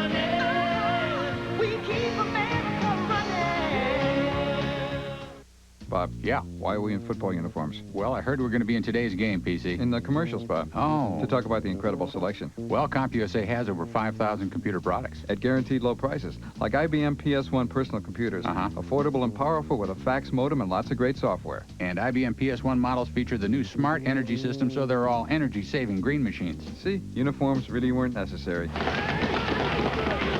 But the helmets were a good idea. Yeah.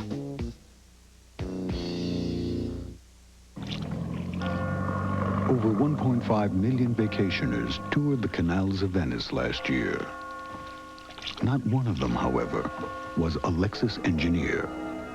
Why? Let's just say they were busy.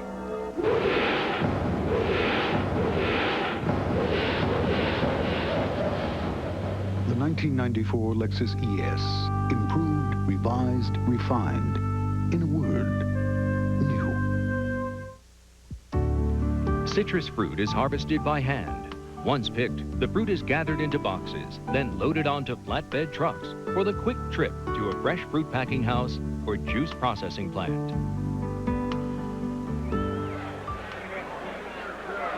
Back in Orlando after talking it over, John Becksford now coming in to attempt a field goal from 50, Tim. Got to watch the fake if you're on defense. It's a 50-yarder. That'll be a bowl record. His longest, 51. We saw him hitting from beyond 50 yesterday. Very little wind.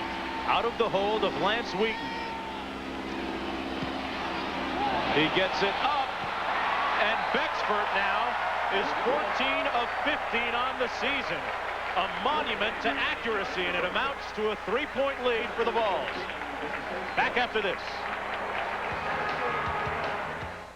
What's the spread on this stupid hockey game? The LA Times calls Brian Dennehy compelling as Dr. Brian McKenzie. Now this is your love line. Looks more like a pen mark. If you need a doctor... All right, I'll be right there. Danger, danger, Will Robinson. Must be a full moon. You'd be lucky to have him. I need Dr. McKenzie. You're becoming a first-rate nurse. I say send him down to neurology, get a full workup and a CAT scan. How about we just talk to him first? Brian Dennehy, Birdland, premieres Wednesday. Political and economic developments around the world have a significant impact upon the Florida citrus industry. Eastern Europe and the Pacific Rim are opening additional markets for Florida citrus. A look from above from Airship Shamu, and it looks like one of those Rorschach tests, doesn't it? You can really pick out the orange, Tim. Shamu is joined by the dolphins, penguins, sharks, and other fascinating sea creatures, and much, much more at SeaWorld Parks.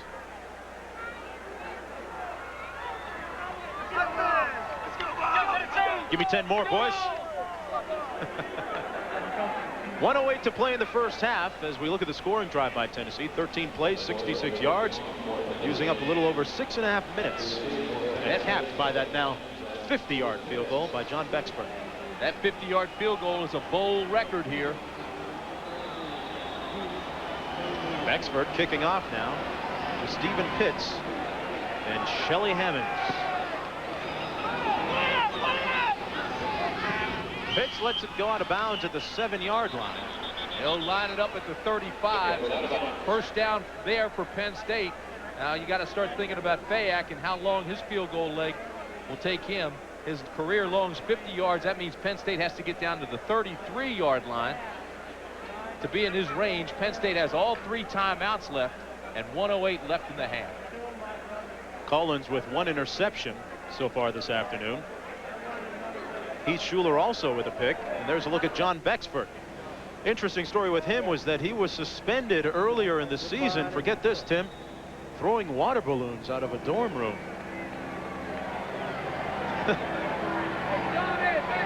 He was probably accurate with the water balloons too.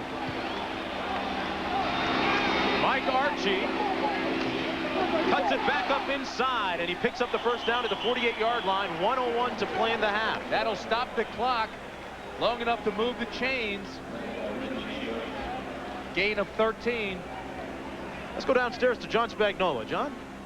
As you know, this game was sold out earlier than any other Citrus Bowl, and one of the reasons for that is that these 2 college football teams are 2 of the biggest draws in college football. Penn State ranks 3rd Tennessee second in total attendance last year with, of course, Michigan ranked first. Another first down. It stops the clock. They'll move the chains. Ingram gets out of bounds with 50 seconds left. Ingram with yet another reception. Collins delivering the ball well that time, Tim. A pickup of 17 yards. Joe trying to manage that clock proficiently. Gain of 17. Remember, you have to get it to the 33-yard line to be in Fayak's range. Career long is 50. He's already hit one so far this afternoon. Right now, Penn State has plenty of time left on the clock with 50 seconds left. They don't have to rush as much. The handoff to Carter. He slips and is met at the 32-yard line by Scott Gallion. Take a timeout. Penn State, well, they finally do, so they'll have 2 left. Nose of the ball on the 33. Great clock management here by Penn State. 43 seconds still remain. And Craig Fayak practicing on the sidelines. Fayak also the second-string quarterback. Yes, he is. He was an outstanding high school quarterback. He's been through good times and bad at Penn State. They remember when he was recruited, they wrote him a little note and they said, hey, listen, you can make it through the good times and the bad. You're going to be successful at Penn State. He's had both, and here he is now, an outstanding kicker, backup quarterback, tremendous athlete. They are right on the verge of being in his range now, still with 43 seconds left. Archie left with a bad hand after that last play. So Carter comes back in for him. Score on the Park-West Bowl in the second quarter, Virginia 7. These guys got a little banged up. They've been down here since December the 19th, and they went through some very physical workouts early in that week. They were getting antsy a couple of days ago, getting ready to play. They said they were tired of beating up on each other. Wanted to hit some guys in orange jerseys. 43 seconds to play in the half. Second down and 8. Little shovel pass, inside pass to Brian O'Neill, and he makes it down to the 26. He's about 1.5 yards shy of the first down. He's tackled by Paul Yatkowski. No huddle, line them up, keep them going. Clock down to 25 seconds. Collins, play action. Throws underneath, complete to O'Neill, and he steps out of bounds at the 14. The clock stops with 15 seconds to go, and a first down, a pickup of 12. O'Neill yelling to himself, saying, stupid, I don't know why. He probably thought he could pick up more yardage, but he got out of bounds. Now watch this. Collins knows he's got to be careful. He's got an isolation on that side with one receiver down the sidelines. It is O'Neill out of the backfield. Now watch this. O'Neill saw a blocker. He thought he could have picked up 5 more yards before he got down to Ronald Davis, number 1. Ben Talley was in hot pursuit that time as well. Ingram lining up to the short side of the field. Chip LaBarca to the wide side. Carter and O'Neill split behind Collins.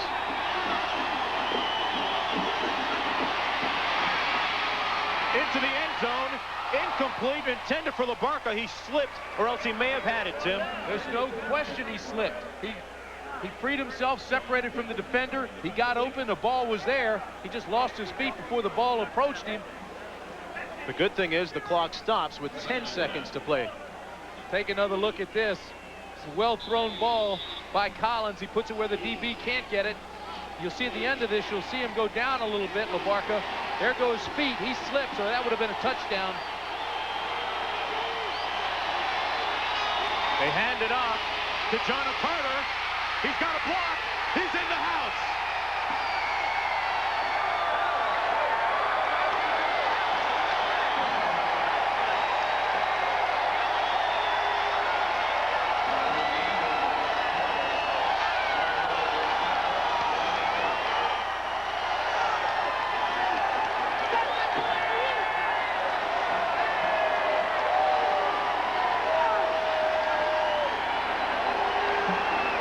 Great clock management. Outstanding drive by Penn State. 3 seconds left on the clock when they score that touchdown.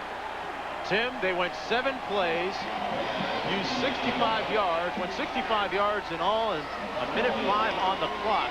Fayak with the extra point, and with 3 seconds to go in the first half, Tajana Carter puts Penn State up. He used all of his 4.3 speed. He's only the 10th 1,000-yard rusher in Penn State history.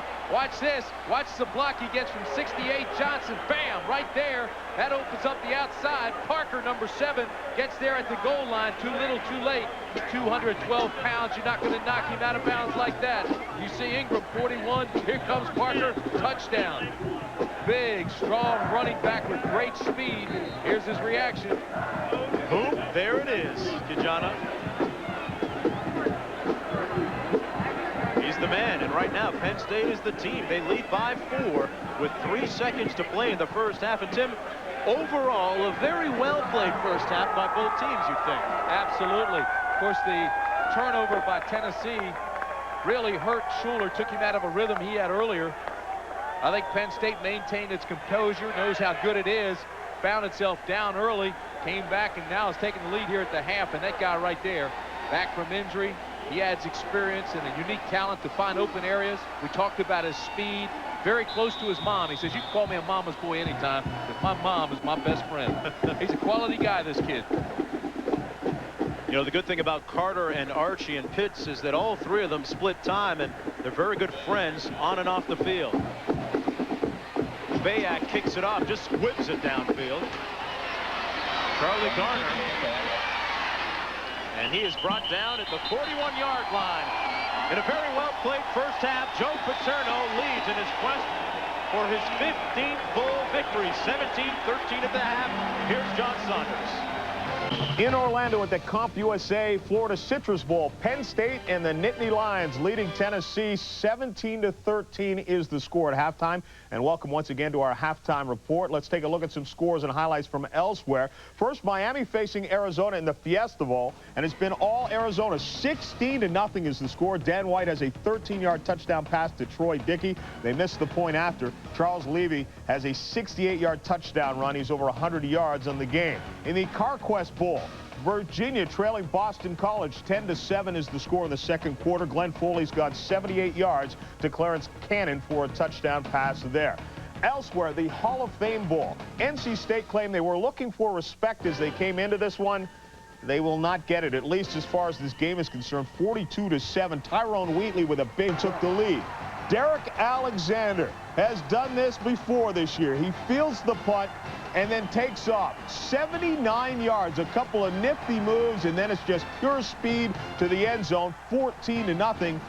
And Mike O'Kane had talked to his team about respect. They still had a very good season at NC State. 4th and 10 at the end of the second quarter. And Todd Collins, the last play of the half, throws it up. Amani Toomer grabs it on the Hail Mary, 31 yards. Wheatley, 2 touchdowns rushing, 26 and 18 yards. He finishes with 18 carries for 124 yards. We will continue with more in just a moment. A preview of our games ahead. We're at halftime in the Citrus Bowl. Man, when I get a cold, it's a killer cold. I'm not taking a 4-hour pill like... Back, we're at halftime of the CompUSA Florida Citrus Bowl. 17-13 is the lead right now for Penn State over Tennessee. It's been an interesting first half. Heath Schuler, is he talking to the pros about coming out next year? We will find out in a few weeks. Heath Schuler goes 19 yards here to Corey Fleming. Takes it into the end zone, 10-0. Tennessee has the lead. 2nd and 6. Carried Collins, 36 yards to Bobby Ingram. Ingram doing most of the work. It helped set up a touchdown as it would be 3rd and 6. Collins hands off to Kijana Carter. Great job of running here. He stopped at the 2 and pushes his way into the end zone, 10-7. Kerry Collins then trying for more, but he's picked off by Jason Parker at the 2-yard line. That stops a touchdown. But near the end of the half, they couldn't stop Kijana Carter. Takes this one around the corner, bangs it in with just 4 seconds left, and that's why it's 17-13. Penn State right now has the lead. Joe Paterno, one more win, he ties Bear Bryant for the most victories as a coach in bowls. At 4:30 Eastern time, UCLA against Wisconsin in the Rose Bowl. Wisconsin, the Badgers must be fired up. First time there in 3 decades. Then at 8:30 Eastern time, the USF&G Insurance Sugar Bowl. Florida against West Virginia. Let's join Brett Musburger and Dick Vermeil. Nothing but sugar in New Orleans.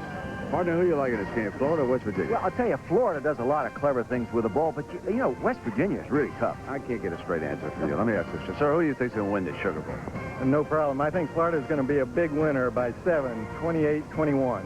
So you agree with that? No way. West Virginia 35-zip. Go Mountaineers. It's hard to get good help in this town. Well, if you tipped a little better, you might. Oh, my God. What you have to put up with. That's unbelievable. Can you believe this city? Let's go back to New York and John Saunders. John, Happy New Year. I'm just wondering with those two, which one of them is going to pick up the tab. Sugar Bowl is still to come, and we'll have more of our halftime festivities in just a moment.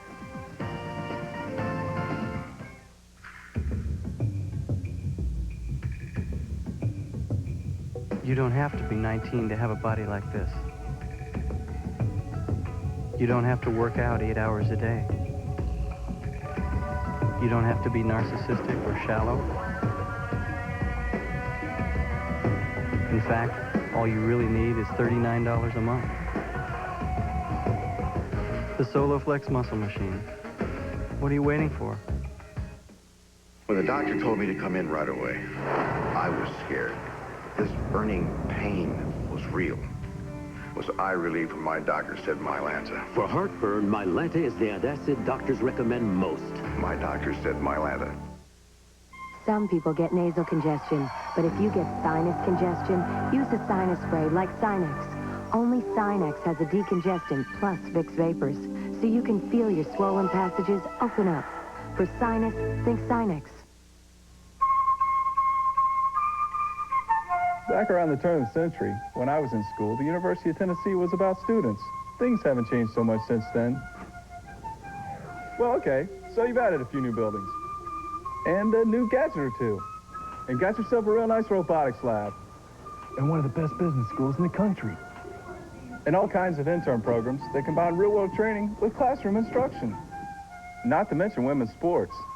Volleyball, a new golf team, and Lady Falls basketball is 3 times national champs. Full court, no less. Maybe they've added a degree program or 2 or 370. What's really changed? Okay, so I've been out of school for a while and a few things have changed. But it's not computers or satellite dishes, international programs or internships or whatever. Just as it was back in my day. It's students. They're what the University of Tennessee is all about.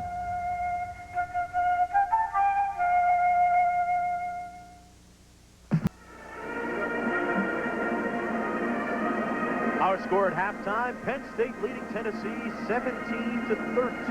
And we're going to kick it downstairs and listen to the Blue Band of Penn State.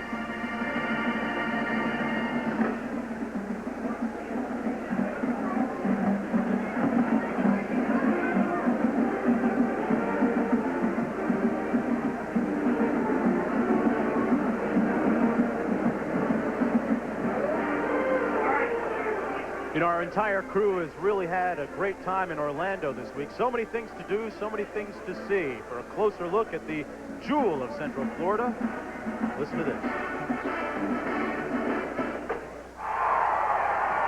Outside the stadium, as everyone knows, is the world's most popular vacation destination. Shamu in that ad. Our score at halftime, 17-13. Penn State leading Tennessee. And right now, let's go down to the field and enjoy the Paradise and Island Spectacular. Island Spectacular. It is a Calypso Carnival. Yes, man. In Paradise, everything is beautiful. Just like the tail feathers on our famous tropical birds.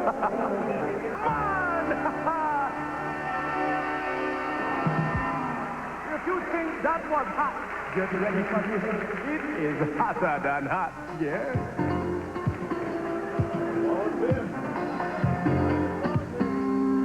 Yes,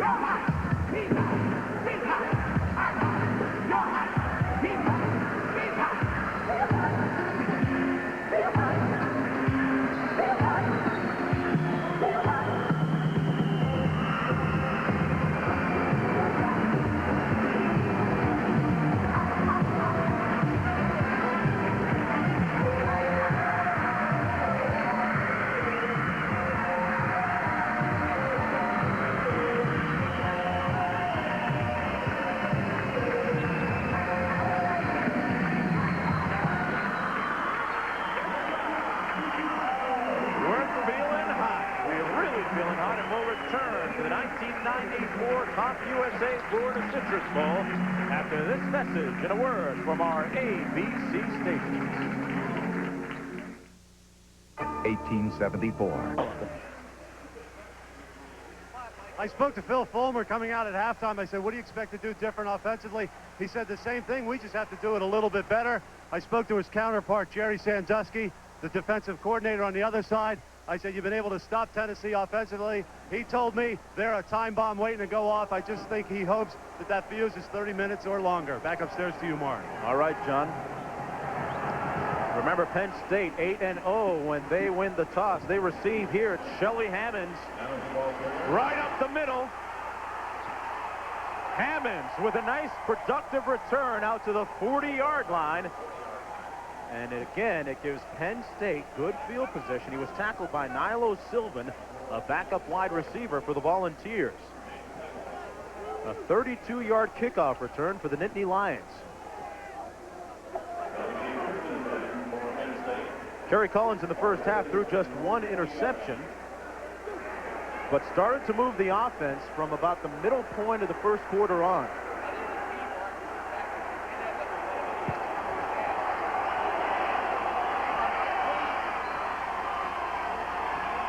Chip LaBarca in motion on 1st down and 10.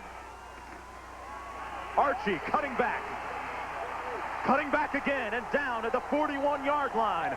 A 1st down for the Nittany Lions, a pickup of 19 yards. And that fuse is starting to burn. A good block downfield by Chip LaBarca. 1st down and 10 for the Nittany Lions in Volunteer territory at the 41. Penn State picking up where it left off at the beginning or the end of that first half. A lot of momentum, varying their things, making their plays. The big play, of course, coming from Hammonds, which gave him great field position. Freddie Scott in motion to the top of your screen. And hand it off to Archie again. This time picks up about 1 yard off the right tackle. And he's brought down by Shane Bonham. Bonham had 1 sack in the first half for Tennessee. Looking at a guy that started all 11 games this season for the Volunteer front four. He started last year as well. Blue-collar guys would go to the first half stats, and these were just about even all the way through. Both teams with a turnover. I think probably the most surprising stat of the whole thing is Gelsheiser on defense just has 2 tackles for Penn State. Collins looking to hit his tight end, Kyle Brady, but he threw a bounce pass at the 35-yard line, incomplete. Instead of 3rd down and long. Well, people don't realize, although Kerry Collins is a senior, he hasn't gotten a lot of repetitions. He hasn't played a lot of football at that position. He does have 1 year of eligibility remaining. He became the starter after the 4th game of the season when John Sacca up and left the team. Tennessee with its dime package in. Collins has a man open at Scott at the 34. Brought down to the 30-yard line, and he has the 1st down. Put a nice juke on the DB, and he was finally brought down by Scott Gallion, but he picked up 10 yards and got the 1st down. Scott, the son of former Baltimore Colt receiver Freddie Scott, high school Scholastic, All-American, the Community Day School. He gets locked on one-on-one with number 1, Ronald Davis. Davis was playing soft, had to come up and recover. They had him on the isolation pass, and it took a lot of pursuit to bring him down after he got past Davis. 1st down, move the chains. Scott out of the ball game now. They hand it off on 1st down. Archie picks up about 5 down to the 23-yard line. Horace Morris making the tackle for Tennessee. I think Mike Archie's a great story. You know, he played behind Carter all year till Carter got hurt. He played behind Richie Anderson before that. He was very, very patient. Finally got his opportunity when Carter got hurt, came in and ran for over 100 yards the first time he had it, 175 yards the second game he had it. The talent. People started asking, did John know who? Yeah, and where's Archie been? Out of the backfield in the flat, it's Archie. Nice tackle that time. Deron Jenkins came up from the corner to provide support. Yeah, but good it was support. It was Raymond Austin that got there, Mark. You know, he's a playmaker, a future star. Coaches didn't even know about this kid. All of a sudden, he wrote them and said, hey, will you give me a look? Saw a couple plays of him and said, hey, this guy's big time. We want to give him a scholarship. Joe's convinced, too. Ball to 23. LaBarca in motion. 3rd down and 2. Collins finds his receiver, LaBarca, for the 1st down. He was tackled by Ronald Davis, but too late. And this Penn State offense, Tim, really starting to hit their stride and finding their rhythm. A pickup for the 1st down. 5-yard gain. LaBarca, like a basketball player that time on the side. Watch how he uses his body to shield Davis, the defender. Ball was well thrown. He came in. He didn't have good position on the defender. Stepped right in front of him and just about blocked him out. The nose of the ball on the 17-yard line. Carter, the deep back in the eye. And here he is, muscling his way off the left tackle, running over Derek Pickett. And he's tackled by Raymond Austin and Reggie Ingram, the middle linebacker. See, Austin will get part credit for that tackle. But when he watches it with his teammates, he's going to be a little bit embarrassed because he was on his back when the play ended. Kajana Carter, the pro scouts say that he has tremendously strong legs. Good pins on him, great wheels. Just underway here in the 3rd quarter, Penn State leading 17-13. They've taken the opening kickoff of the quarter and marched it downfield. It's 2nd and 6. A counter. Carter dancing, bobbing, weaving, sidestepping down to the 7-yard line.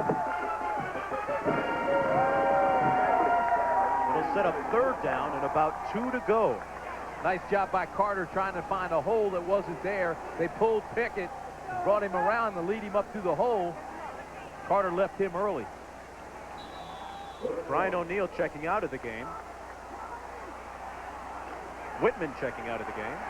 O'Neill coming in. 5 yards every time he touches the ball today. He's averaging. 3rd and short. O'Neill over top. It's going to be close. He was met right on the top floor, but now it's signaled the 1st down. Penn State scored on 2 of the last 3 possessions of the 1st half, and now they take this one and they're jamming this one right down Tennessee's throat. Smash mouth football, line up and let's go after it. That's what they're saying. And Joe Pa's fired up too. There was a lot of giddy up in his gallop on the way to the locker room at halftime. This is the 11th play of the drive. 1st and goal for Penn State. Collins wide open. Touchdown, Kyle Brady.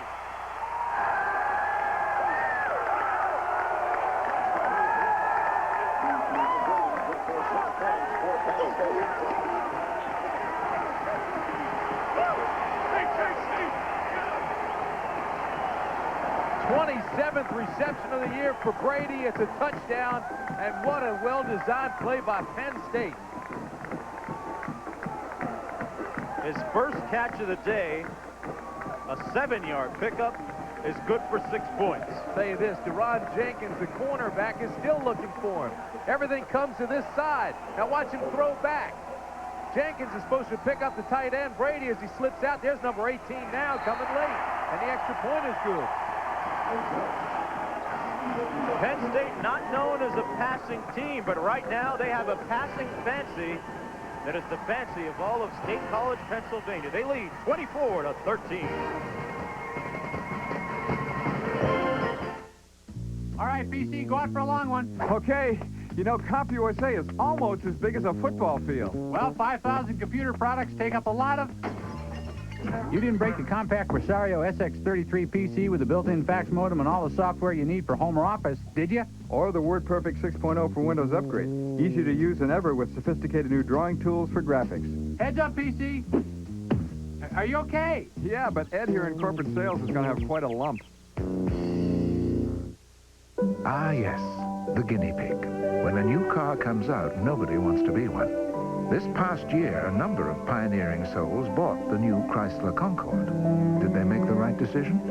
Among 129 new models sold, the Concorde was in the top 10 in owner satisfaction, along with Lexus and Mercedes, proving that sometimes good things come to those who don't wait. The Chrysler Concorde, an eloquent expression of form following function. You can feel it deep inside. Dedication and a real sense of pride. And you're giving it your best. Proud to be your bud. Budweiser. Proud to be your bud. Proud to be your bud. Ooh, yeah. Proud to be your bud. Proud to be your bud.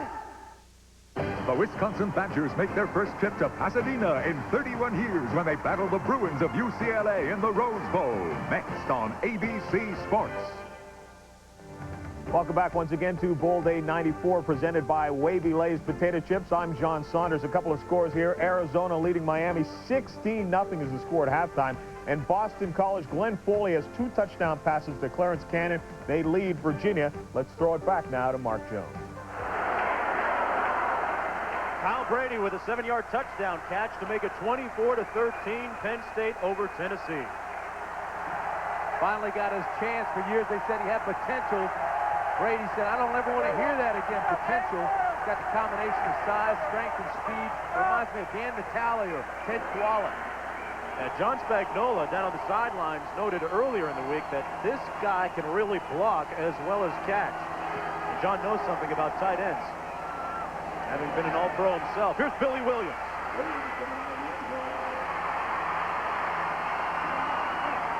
Williams tackled at the 21-yard line. The Penn State posse really fired up. So let's take another look at this touchdown. Kyle Brady, this is the play. Go ahead and roll it. He's over here. He's going to come across the middle, but all the action goes to the left. Now stop it right there. There is Kyle Brady getting lost.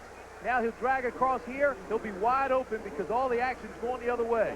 Penn State has run this play forever, and it's always been successful because nobody catches him coming across. Heath Schuler with a job to do, hands it off to Charlie Garner.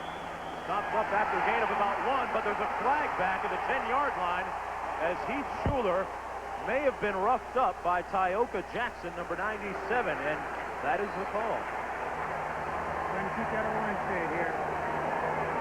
What? A flag was thrown immediately back at the 10-yard line.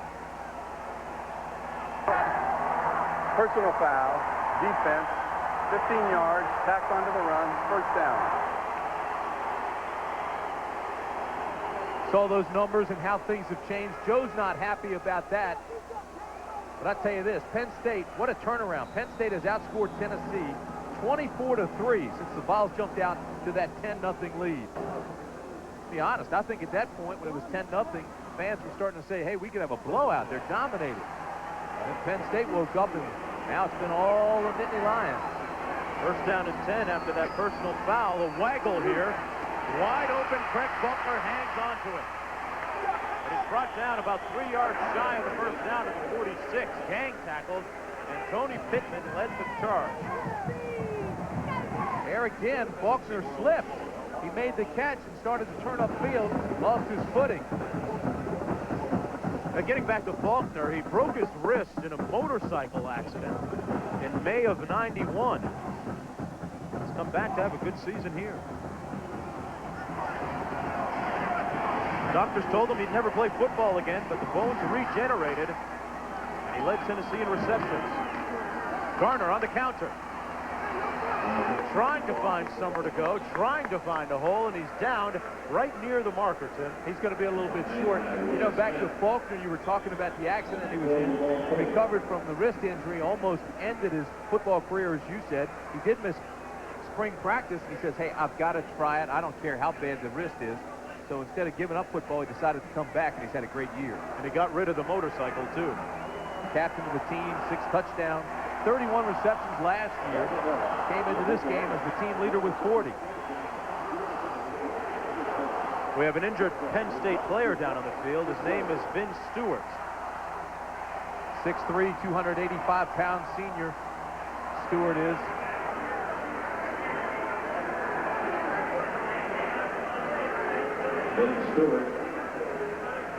Look at Jerry Sandusky, the defensive coordinator. 8:29 remaining in the third quarter. Penn State with a 11-point lead.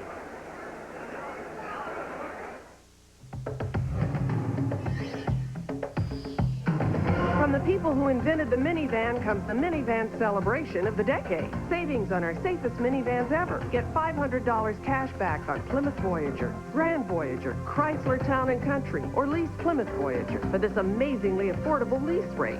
Save with a lease. Save with $500 cash back during the 10th anniversary celebration. Only at your Chrysler Plymouth dealers. Are we having orange juice with breakfast? Daddy, of course we are. Oh, these aren't the little glasses I'm used to. Orange juice is good for you. Have a big glass. Florida orange juice. It's got the vitamins, minerals, and taste that make you feel so good. No bacon and eggs? Nope. Bulgur wheat muffins. 100% pure Florida orange juice. It makes you feel so good. I'll have seconds. Another muffin? No, orange juice. Oh. When it comes to tough hand tools, we're making a name for ourselves because they're made with a full lifetime warranty. That's Ace, the name to know for hand tools. Enterprise Rent-A-Car. Look to us for special delivery. Call us. We'll arrange to pick you up at your home, office, or repair shop.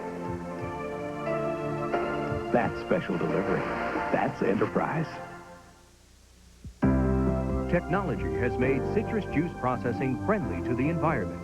Water removed from Florida citrus is purified for reuse. Oils, peels, and pulp are used in countless byproducts, from perfume to soap. Here's Stewart right here, the player that just got hurt, 78. Watch Ben Fatty comes down, his own player, and gets blocked on him and rolls up on his ankle. Here comes Ben Fatty, 55, gets knocked down on his right ankle right there, and then he gets pushed backwards, so the leg gets bent. They're still working on Stewart's knee right now, retaping it. Third down and short. And Schuler on the quarterback sneak is right at the mark. It appears like he got the first down. I think he got it to move the chains. Let me tell you this, Mark. Schuler in the first quarter was 5 for 9, 67 yards, a touchdown and an interception. In the second quarter, he was 4 for 8, 24 yards. And now he starts out the third quarter 1 for 1. Talked to Charlie Casserly, the general manager of the Redskins, at halftime. He said, as good as Schuler's playing, I've seen him play much better than this. They think he's the best quarterback in the country, the Redskins do. There are a lot of teams that would probably agree with them. They're going to measure on this one. Not even close. See, and there's that kind of information Schuler was looking for. If a team like the Redskins, which you know will get a high draft pick, at least in the top 6, if they think he's the best quarterback in the country, you know, then there is your incentive to come out, because you know it's going to be very profitable. And the NCAA has really come into the 90s now, allowing players to gather information to help their future, or determine their future at least. 4 wide receivers in for Tennessee. First down and 10, Schuler throwing, complete. Out of the backfield, it's Mose Phillips, the fullback. Brought down at the 46-yard line. Phillips is a good receiver out of the backfield, had 21 catches on the year for a total of 165 yards. 7:40 remaining in the third quarter, and Tennessee trails by 11 points, 24-13. Philip Fulmer looking for his second victory in a bowl game.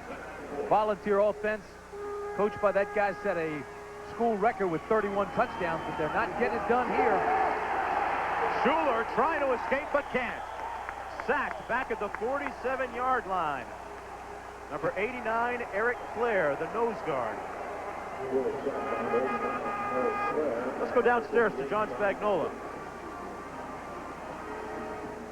As you know, Heath Schuler, number 21, has received a lot of attention from pro scouts, but on the Penn State side of the football, Shelly Hammond's number 21 has also received a lot of attention, not as a defensive back, but as a running back. Penn State fans remember he had 208 yards against BC a couple of years ago, and they remind him of Gary Brown, who's playing with the Houston Oilers, so he may be converted to running back. All right, John Hammond with a lot of versatility as Nilo Sylvan cannot hang on to that pass from Schuler, and Tennessee will have to punt. Phil Yeboah Cody came in and actually made him readjust his throwing lanes. Boy Cody came on the blitz. He was coming right at Schuler. When he jumped, Schuler almost had to throw it sidearm. He redesigned what he was doing. Penn State defensively has frustrated Tennessee since about the second quarter. That's Bobby Ingram standing on his own 12-yard line, and Tom Hutton will punt for Tennessee. He's on his 35. A lot of pressure, and Hutton booms this one 8 yards deep and through the back of the end zone. A punt of 51 yards. Penn State playing well offensively with the ball when we come back to Orlando.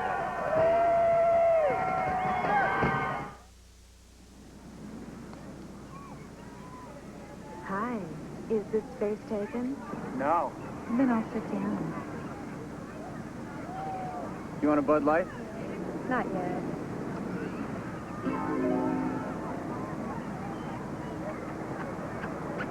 Hey, wait a minute. That's my Bud Light. If you want great taste that won't fill you up and never let you down, make it a Bud Light. How about a little help here? All right, PC, go out for a long one. Okay.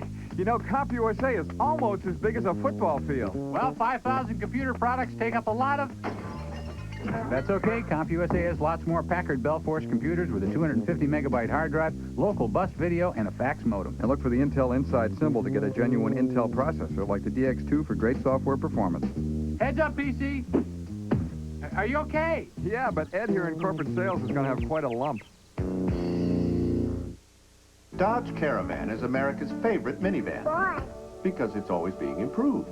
This year, both driver and front passenger airbags are standard. Why? To meet 1998 car safety requirements.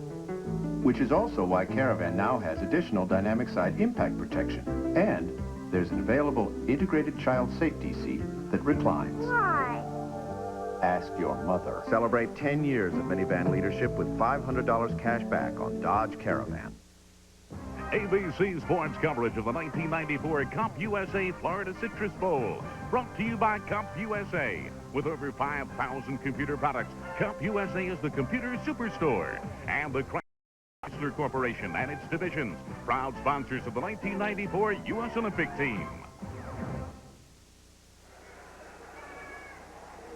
Back in Orlando, I'm Mark Jones along with Tim Brent and John Spagnola. Penn State leads Tennessee in this CompUSA Florida Citrus Bowl by a score of 24-13. Kerry Collins was 4 of 5 on the last touchdown drive, and he has the ball right now. Behind him, Mike Archie and Brian O'Neill split. Archie trying to get to the corner, has a gain of close to 3 yards. Monday night, ABC Sports heads to San Francisco as Jerry Rice, Steve Young, and the NFC West champion 49ers tackle the Philadelphia Eagles in the season finale of ABC's Monday Night Football. Coming your way live at 9 Eastern, 6 Pacific, here on ABC Sports. Kerry Collins coming off a career day in the game prior to this against Michigan State and playing well now. Archie upended and sent airborne at the 27-yard line by Raymond Austin from a strong safety spot. Came up and put the hat on.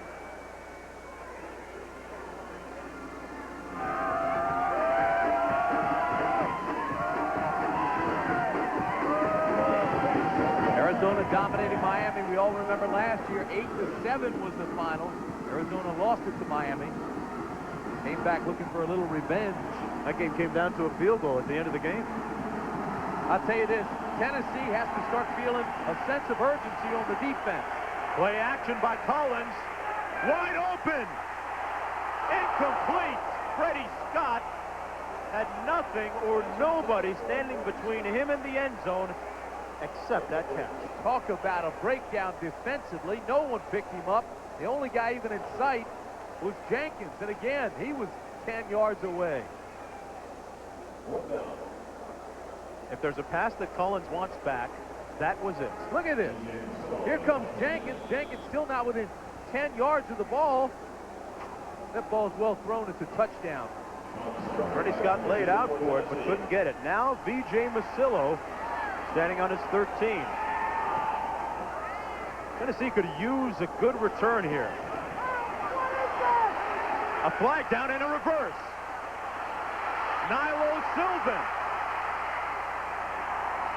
And he's brought down at the 49-yard line. Yeah, but there's a flag. It's going to be brought back, and it's going to be a block in the back by Torrey Noel of Tennessee. That's exactly what it was. Sean Summers handed off to Sylvan, and he had a couple of blockers out there with him. Well, there is no fair catch call. Now watch, here's number 9 right here. This is Noel. And watch the block he puts in the back right here. No question about it. Bring it back, all for naught. Illegal block in the back against the return team. 10 yards from the spot of the foul. First down. Nice play, but a mental error. Noel's got to let him go and run by the return man. So instead of having the ball at midfield, at the 49, Tennessee now has the pill at the 17.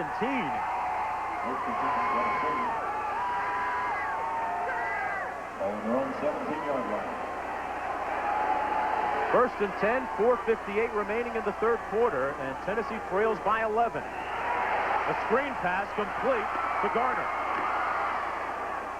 And he's brought down at the 18-yard line. He'll have about 5 yards, tackled by Tioka Jackson. Now, Philip Fulmer is a former offensive line coach and has a reputation for being an offensive-minded coach. You would think that he would have some words to tell his team right here. I think he did. He said, let's go to the hurry up. We won't have a huddle. Let's start getting into our hurry up offense, our 2-minute mode. Even though it's 4:20 to go in the third quarter, we've got to generate some offense. 4 receivers out, motion up front. Tioka Jackson stepped over the line, but he may have been drawn offside. I think he was. I think Ratliff came out of his offensive stance. And it all depends whether number 97 was in the neutral zone by the time he moved. I believe it's against Tennessee. Prior to the snap, we have a false start on the offense, 5 yards, still second down. On the offensive line. It's a good call. It is against Leslie Ratliff. He was watching Jackson. Jackson flinched, and Ratliff came up. You can't have that motion. Once you set on that offensive line, you've got to stay. Freeze. Don't move. Fulmer taking a lot of pride in the work of that offensive line. Schuler trying to pass. Rocked at the 12-yard line by Gelsheiser. Boy, that's the type of hit that when you come to, your clothes are out of style. You know, that's only the 3rd tackle by Gelsheiser today.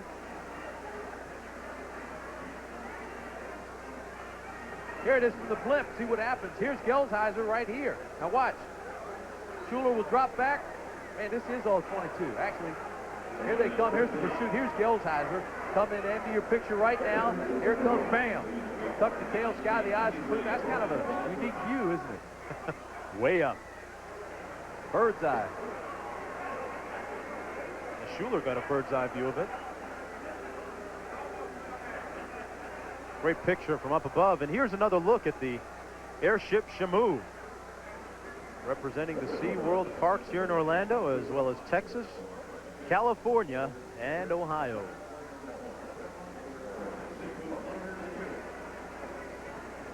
Downstairs now to John Spagnola. John? Thank you, Mark. You know, it's 3rd down and 13. Tennessee just called a timeout, but there was confusion in the Tennessee offense. Some of the players thought they were still in a hurry-up mode. Some thought they were going to huddle up, and by the time they got around to getting a play in and getting it called, Heath Schuler had to call a timeout, but Tennessee looks a little bit confused right now offensively. All right, John, that's exactly what you were saying, Tim, is that, you know, the coach has told the guys, we got to put some hustle behind this muscle here and speed things up a notch. I don't think there's any question about that, but at the same time, everybody's got to be on the same page. You're going to run into problems. You'll have a lack of execution like we saw in that last play where Schuler had to scramble. 3:33 remaining in the third quarter. James Stewart, the only back. 4 wideouts in for Tennessee. 3rd and 13.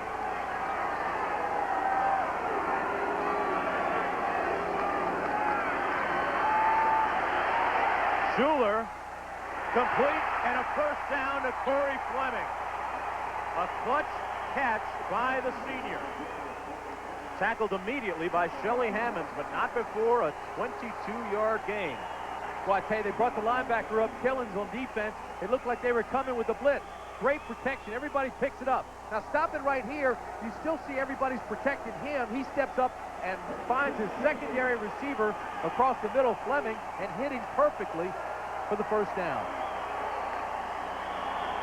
Corey Fleming already with 1 touchdown today.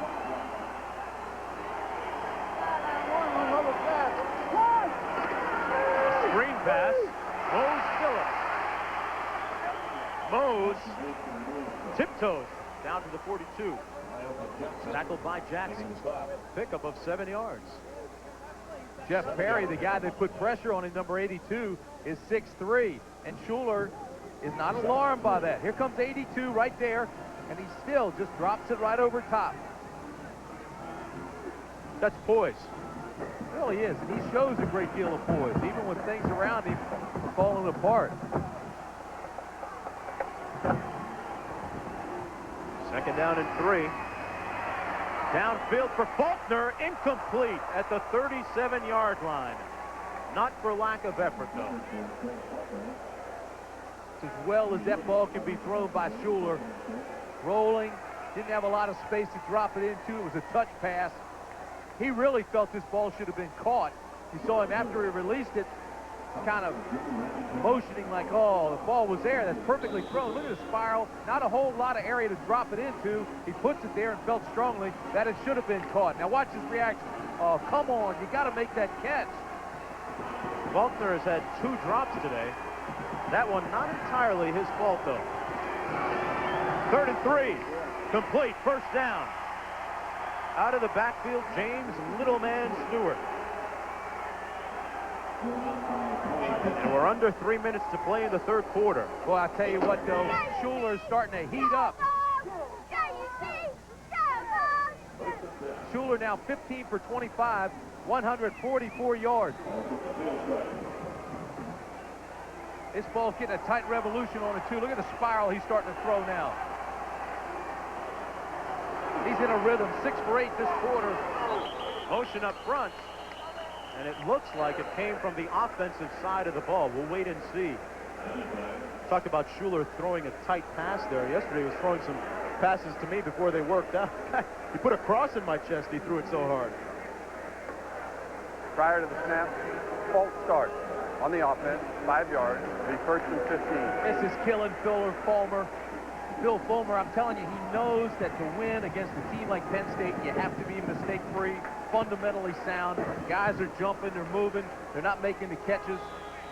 Frustrating right now. That's the 8th penalty against the Volunteers. For a total of 55 yards. We are under 3 minutes to play in the 3rd quarter. Number 6 Tennessee against number 13 Penn State. On the option this time, the pitch. Tackled at the 46-yard line. James Stewart brought down by Cliff Dingle, the DB.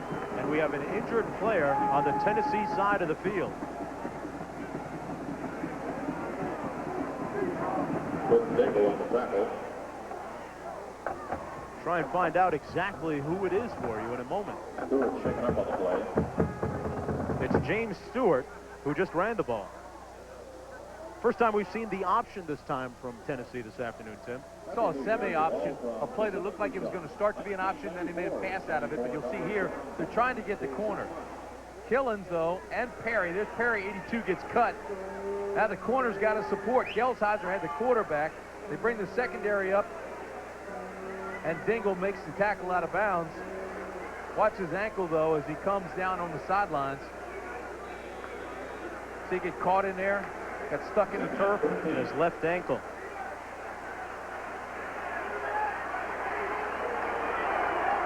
Two and a half minutes to play in the 3rd quarter. Garner now back in the game. Going downfield. Open on the post, and it's dropped. Billy Williams should have made that catch. Absolutely. Schuler has to be frustrated right now. Schuler's making the plays, and the teammates aren't giving him a lot of help. Tennessee has a perfectly balanced attack right now. 144 yards passing, 144 yards running. Now watch this. This ball is laid up in the air under a lot of pressure. Here comes Williams. This ball has to be caught. Lay out. Make the catch. He didn't even have to lay out. It was in his hands. Right there in stride. Oh, this is unbelievable. Tennessee is dropping passes left and right. Very uncharacteristic of the Volunteers. Wide receiver U. Yep. Schuler to pass again. This one's not dropped. It's caught by the sure-handed Mose Phillips. And he has a first down at the 39-yard line of Penn State. But there's a flag back at the 39 of Tennessee. That was a 15-yard pickup if it stands, and the answer is no. Again, penalties hurt the Volunteers. That's their 9th penalty. Stewart still being worked on the sidelines.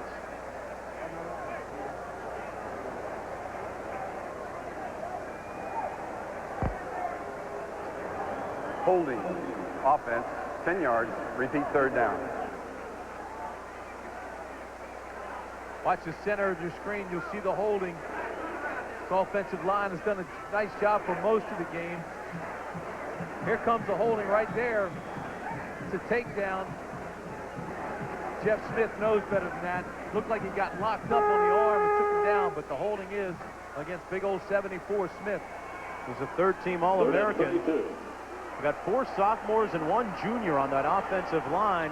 Third down and Miami to go. Schuler gets rid of it. And it's incomplete for David Horn, the tight end, but Lou Benfatti could tell what flavor bubblegum Schuler was chewing right in his face. Downstairs for a report from John Spagnolo. Thank you, Mark. They're working on James Stewart's sprained ankle right now. They're not sure how bad it is. They'll tape it up and see if he can get back in the ball game. But he's not sure at this point. The doctors are checking him out. Back upstairs to you. All right, John. The good thing is for Tennessee, they have depth at that spot with Charlie Goner. Tennessee has only one play over 20 yards today. That's it. Hutton punting from his 15-yard line. A low-line drive punt. Returnable. Ingram. Ingram. Over midfield and down to the 49-yard line. A 37-yard punt. And they get that 16 by Ingram on the return. Nick Jester making the tackle. 37-yard punt, 15-yard return. Frustration for Schuler right now. Another Volunteer is injured. Mark Collins shaken up on the play. Meanwhile, Penn State's going to have great field position again. The ball already in Tennessee territory. That's exactly what Joe said at the beginning of the afternoon. He said that field position in the kicking game would be paramount. Listen, when you shorten the field like this and only play on half the field, it's like running downhill. You don't want to give Penn State the opportunity just to play on half the field, and that's what's been happening. Well, Wednesday night on ABC, Brian Dennehy stars in the premiere of Birdland. From the producer of Awakenings and Sneakers comes a wonderful new series. Birdland, Wednesday at 10, 9 Central Time on ABC. Mark Holland of Tennessee being helped off the field. His right leg in tow. Difference in the ball game right now, Mark, as you look at him being taken off. Since the first quarter, Penn State's average starting field position, the 40-yard line. Tennessee, the 18. Major difference. Enough said.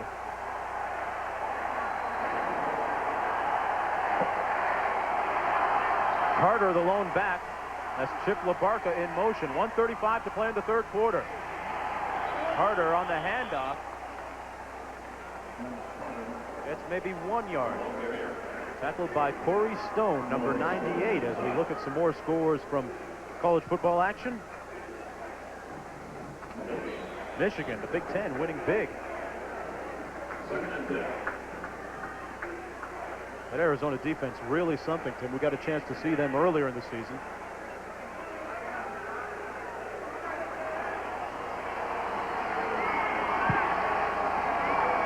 Less than a minute to play in the third quarter. Underneath, complete to Freddie Scott. And Scott is knocked out of bounds at the 40, and he's right at the marker. Right at the first down marker, maybe about 4 yards shy. Knocked out by Jason Parker. Got 51 seconds to go in the third period. Down 24-13. Defensively, Tennessee now has to become more aggressive. I think now they're being forced to start locking on man coverage, start bringing the blitz, try to get in the face of Collins a little bit. Look at this. There's nobody near Collins. There's nobody near the receiver. They're in a zone defense, and there's no pressure in the backfield. Freddie Scott was the... Oh, and look at that. It's rough on everyone here today. One of the biggest hits of the day. Receiver got it. Brian Milne on the full house backfield, and he steamrolls his way down to the 30-yard line. Brian Milne, who is a picture of courage and toughness. Pickup of 10 yards. Great story on Brian today in the local paper. The reporter did such a nice job painting the picture. Here's a guy diagnosed with Hodgkin's disease. He fought through it. He's had bone marrow transplants. They never thought he'd play again.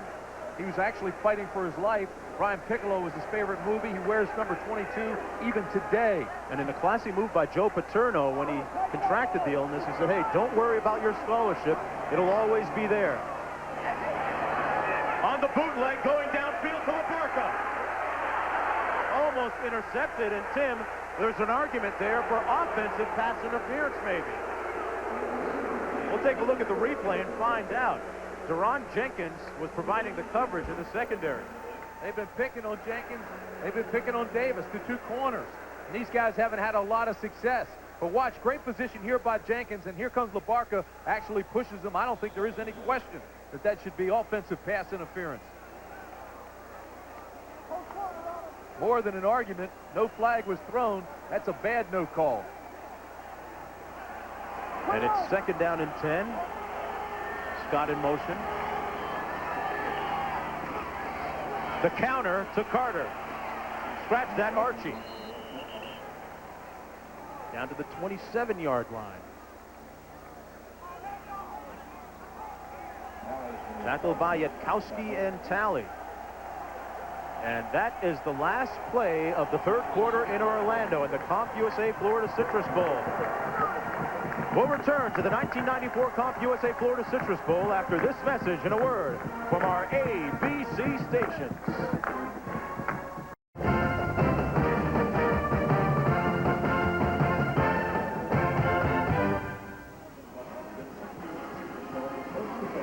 The airship Shamu providing us with wonderful pictures throughout the course of the afternoon. So far, Orange fans haven't had much to cheer about other than the early part of the first quarter. They trail as we begin the fourth quarter by a score of 24-13.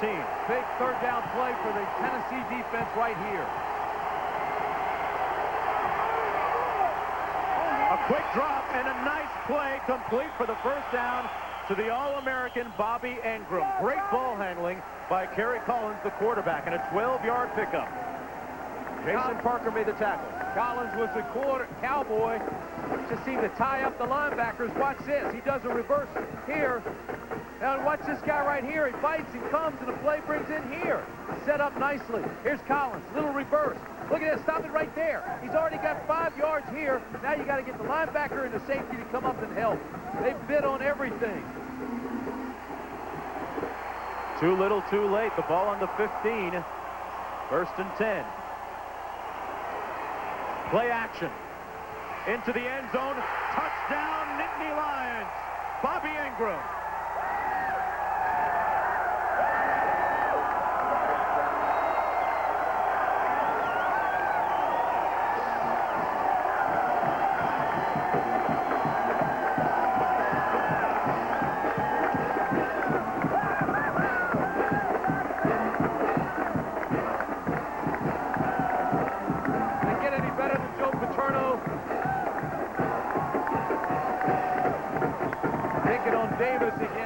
Feel sorry for him. Outstanding throw by Collins and a super readjustment and comeback by Ingram. Ingram has one more season left at State College, Pennsylvania, as Fayette tacks on the extra point, and it's 31-13, just underway here in the fourth quarter. From Camden, South Carolina, Bobby Ingram.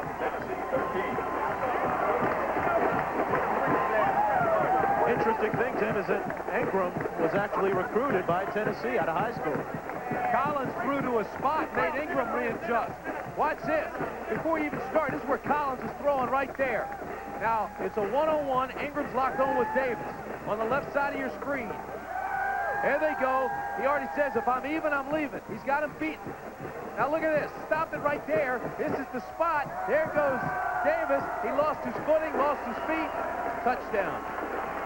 Davis looked like he was sliding into second base. Well, it's very difficult to keep your feet down here and still play one-on-one defense. There's the fake. You see Austin, 28, come up into the line, holds up his guy, the back out of the backfield. Well, look at this. Davis is already down. The ball's well thrown. Ingram came here and readjusted to make the catch. Love you. I'll see you soon. A very confident Kerry Collins, and why not? He's played well. Tim, we've seen him grow leaps and bounds even since the Michigan State game, it seems. His confidence has just grown and grown. You know, people said he was inconsistent, had a tough time finding the secondary receiver. Even the coaches, the offensive coaches said that. And when we talked to Collins, he said, I think that criticism has been unfair. He said, I've been getting better every week. I'm not afraid to find a secondary receiver, and he is confident. So much so that 5 times inside the red zone today, Penn State 4 touchdowns, 1 field goal. Capitalized on every one. That's money in the bank. Charlie Garner on the run. Out to the 34-yard line. Downstairs for this report from John Spagnola. John, what do you got? Thank you, Mark. I talked to Heath Schuler. He told me that the Penn State defense is confusing the offensive line with some twists up front. Tim Brandt can show you. They're also playing a robber defense, which means they're taking away the in routes for Tennessee. But boy, when that offensive unit came off the field, Phil Fulmer gave them a talking to that I don't think they'd had since the Alabama game. They really are fired up at this point, and they have to get something going. Back upstairs, Mark. John, I guess so. You know, Tennessee came out and went 10-0. Since that time, Penn State has outscored them 31-3. Tennessee now with 5 wideouts in. They come to the weak side of the field, and Fleming, a game breaker with a touchdown already today, but not on that play. He's brought down at the 42-yard line by Lee Rubin, the free safety, who's had a good afternoon. Well, there's no secret what they have to do now with 14 minutes to go in the game and down 31-13. Defense knows it, offense knows it. Everybody in the stands knows that Penn State has to sit back now and stop the pass because Schuler's going to be firing from everywhere. 5 receivers again. 13:40 remaining in the ball game. Underneath, complete to Nilo Sylvan, breaks 1 tackle. And it's pushed out of bounds at the 44 by number 80, Rob Holmberg. Every drive now, Mark, Tennessee has to be thinking like it's 2-minute drill. All right, this stops the clock first because he gets out of bounds, but also it moves the chains. Look, first of all, look how they spread the field, okay? Now they're going to try to throw under this zone coverage that Penn State's showing right now. All right, they all drop back into their hook area. Look, stop it. All right, now he's bringing it back underneath. There's the receiver, and here are all the defenders back here. Right now they're throwing underneath. I'll guarantee you, Penn State playing soft won't allow the long pass. 5 more wideouts. And Billy Williams took his eye off of that and was running with the ball before he caught it. 6 drops today. 6 drops. That one hit him in the face mask. That's the second one that Williams has dropped. He had one earlier on a post pattern that would have gone for a touchdown. Schuler's throwing the ball with a great deal of velocity. He's very accurate. These guys are dropping passes. Billy Williams earlier in the week missed a day because of the flu, but I don't think you can blame that one on the flu. Quarterback comparison's pretty close today.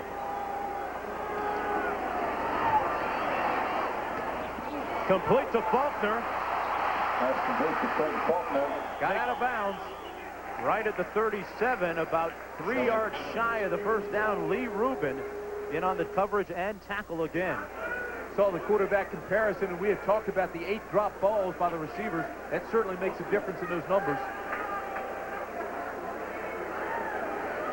And I'm sure that there are a few people at home and right here in this booth, the press booth, wondering if this is Heath Schuler's last collegiate football game. I know how I feel. I think it definitely is. I'll guarantee he's coming out. 3rd down and 3. Kent in motion. Incomplete for Faulkner. Now that one was thrown behind him and too hard. 4th down. And you trail by 18 points with 13:02 to play. Oh, there are no more decisions about that. 4th down, he's got to go for it. This is the 4th meeting between these two teams. Tennessee has won 2. Penn State winning their last meeting 2 years ago. He's got to score a touchdown on this drive. They're 6 of 10 on 4th down conversions.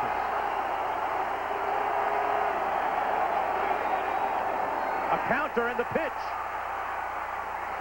And Garner's brought down shy of the 1st down. They stayed home and read it. Lee Rubin. What a great play by 39 Rubin. Out there by himself. He knows he's got to stop the 1st down. He does with a great open field tackle. Lee Rubin, a man with a handle on his future, and the future looking good for Penn State.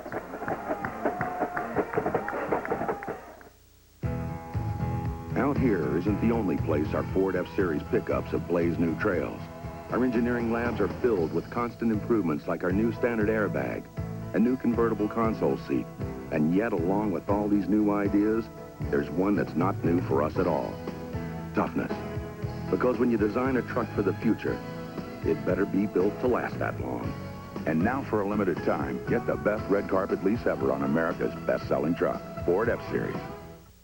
At Red Lobster, it's going, and soon to be gone. Our holiday pound of shrimp special ends soon. Red Lobster knows you just can't get, enough shrimp. Tempting grilled shrimp, large butterfly, succulent scampi, a full pound of our biggest and best shrimp. Hurry in, our holiday pound of shrimp special ends soon.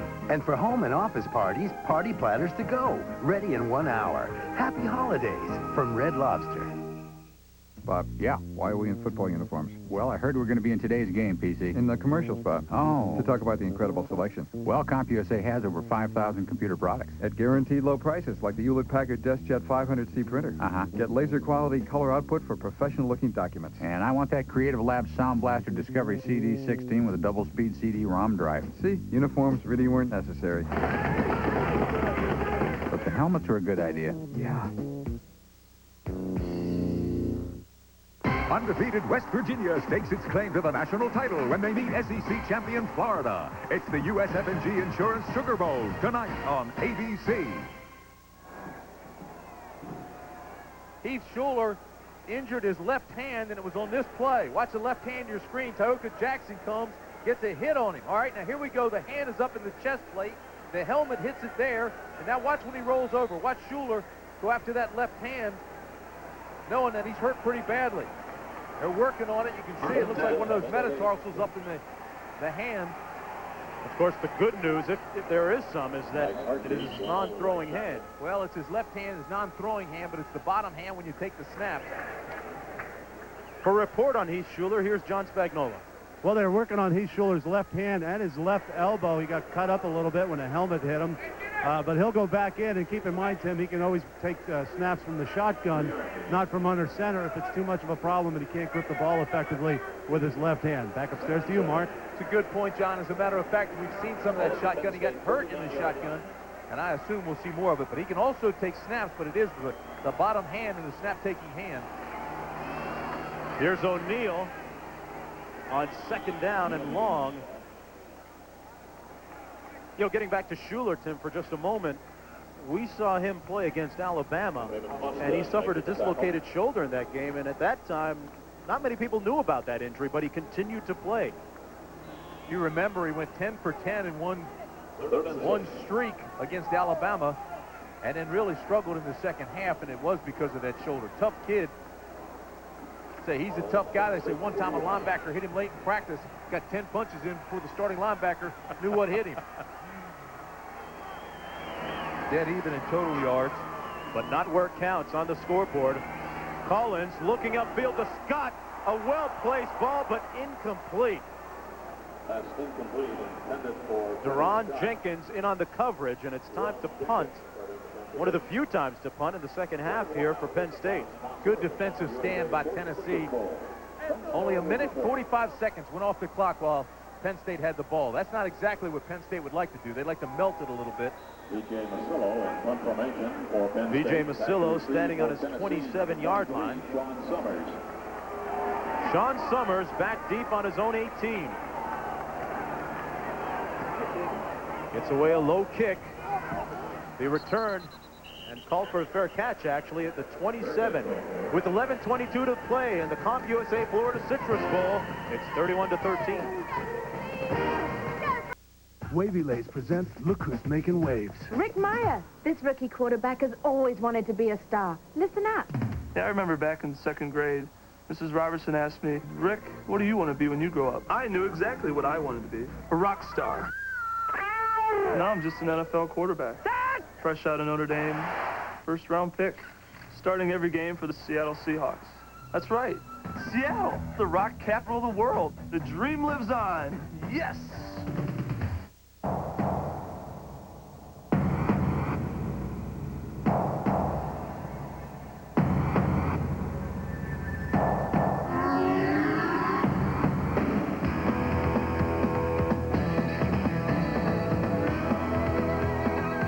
Introducing the all-new Ford Mustang. It is what it was, and more. Thousands of Floridians help the citrus industry meet the challenge of change in this dynamic marketplace. In the research labs, plant nurseries, in processing plants, the groves, at the packing houses, and on the roads in between.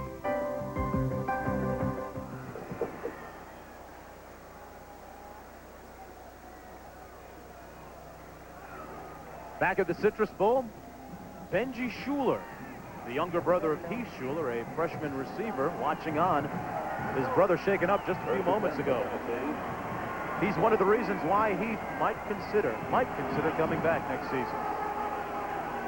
Schuler out of the shotgun. Hits Corey Fleming. As Fleming out to the 28-yard line. Fleming was going to throw that ball. That was going to be a throw across the field. Coming up this week, Olympic bursts are on the line as ABC Sports presents live primetime coverage of the Legs U.S. Figure Skating Championships. It all begins Thursday night as Brian Boitano goes for the gold in the men's finals. Then, next Saturday night, our country's top women take to the ice in the ladies' finals. It's a special edition of ABC's Wide World of Sports, Thursday and next Saturday night. A low snap. And how low can you go? Schuler sacked by Eric Ravati.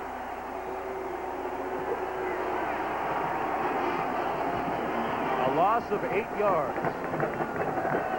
Getting to the point, you don't know who gets the sack. They're getting there so fast, so quickly at the same time. Watch, here comes Benfatti and Ravati.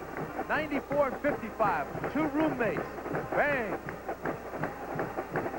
Sounds like a law firm, doesn't it? Benfatti and Ravati. Imagine those two guys rooming together. One's 238, one's 270. Ravati, redshirted last year. Schuler to pass. Threads the needle right at the marker at the 37-yard line. It's ruled complete. Going to be just short, though. Clock continues to move. 10:15 left. Tennessee just 2 timeouts left. You got to pick up the pace here. Get them in and out. Clock now stops at 10:10 for a measurement. Tennessee averaging just 5 yards per pass attempt today, which is very surprising. But it's that defensive scheme that Penn State's playing. Some 2 deep, 5 under. Also playing the robbers, John said, playing soft, making them throw under, taking away the big play. That time, Tim, Corey Fleming made the catch for the first down. Heath Schuler, his team trailing 31-13. Tennessee has to score 2 touchdowns, get the 2-point conversions and a field goal First and 10, Tennessee. Ball at the 37.5-yard line. It's a lot to ask in 10 minutes. Especially in light of the way that this Penn State defense has played in the second half. From the blind side, almost picked off. Brian Gelsheiser laid out and couldn't squeeze it. You know what happened on that play? Schuler went, dropped back, and his plant foot slipped. He had to reload. And it cost him accuracy. Watch when he drops, you'll see his right plant foot when he sees the receiver open. Right here, bam, there's the slip. He's got to regain his balance. That gives the defender time to get there and gives Gelsheiser time to read and react and get to the hook zone. Ravati again, Tim, providing some pressure from the backside. 2nd and 10. Quick 3-step drop. And the pass is knocked down by who else? Ravati. In your face. You know, he sat out 2 weeks after collapsing on the sidelines with a convulsions, a seizure. They think it was just a high fever and a virus that caused it. They had all these tests they went through. They didn't know if he'd play again. He came back after 2 weeks. Look at him now. Picture of health, 6'3", 238 with a 6-foot wingspan. Bam. Back at you. Ravati told us before that Michigan State game that he wanted to redshirt 1992 so that he could play in a Big Ten conference schedule this season. And he's glad he made the move. 9:47 to play. Schuler completes it underneath to Nilo Sylvan, but he's brought down at the 41-yard line by Gelsheiser. Schuler now 21 for 37, 190 yards, but there are all these little rinky-dink things, dink and dunk underneath that's not helping him. That jump change won't get it done right now. 4th down and 7. All right, now the 4 don'ts of the kicking game. If you're Penn State, you got to don't be all sides, don't rough the kicker, don't let the ball hit the ground, and don't clip. But number 1, look for the fake. They're in the part of the field where that tends to happen. Hutton standing on his 26. He bobbles it and gets it away. And he gets away a great punt. Ingram with the fair catch back at the 15-yard line. The crew from State College, Pennsylvania, leading 31-13.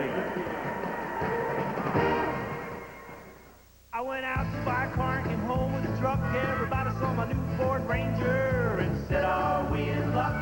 Now I've been driving non-stop because my girl likes to shop and my mom wants a fridge from way over the bridge and my boss just bought a condo. Better start hauling pronto. My best friend says it's cool. Let's go cruising like we did in school. Don't get me wrong, Ford Ranger's the truck I'm gonna keep. I just wish I could get some sleep. Do you remember the feeling of wonder? Bring back the smile to the child inside of you. Touch the magic, touch the world that you once knew. From the heart, SeaWorld touches you. There will be a road. It will not connect 2 points. It will connect all points. Its speed limit will be the speed of light. It will not go from here to there. There will be no more there. There will be no more there. We will all only be here. La, la, la, la, la, la. ABC Sports coverage of the 1994 CompUSA Florida Citrus Bowl brought to you by CompUSA with over 5,000 computer products. CompUSA is the computer superstore. Budweiser, Beechwood Age for crisp, clean, classic taste. The all-new Ford Mustang. It is what it was and more. And MCI.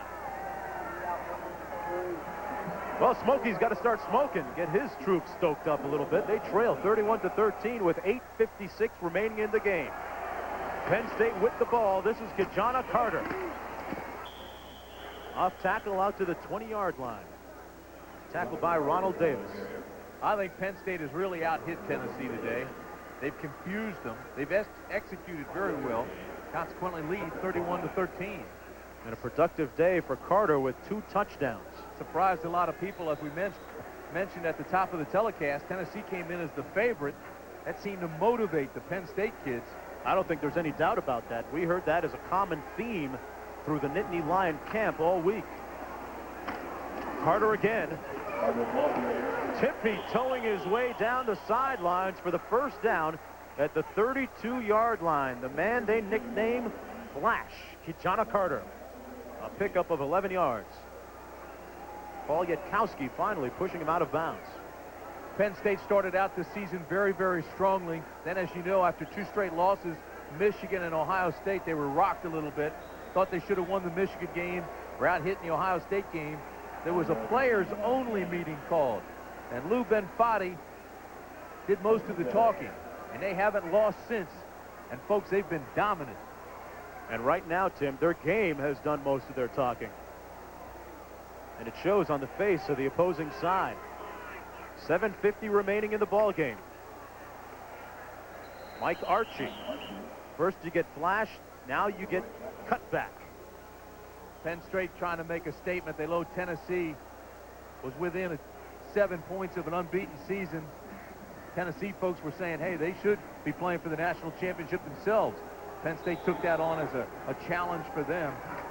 You get the feeling being around Joe Paterno that he really enjoyed the 1993 football season. There was new life in him, new blood. He was really revitalized.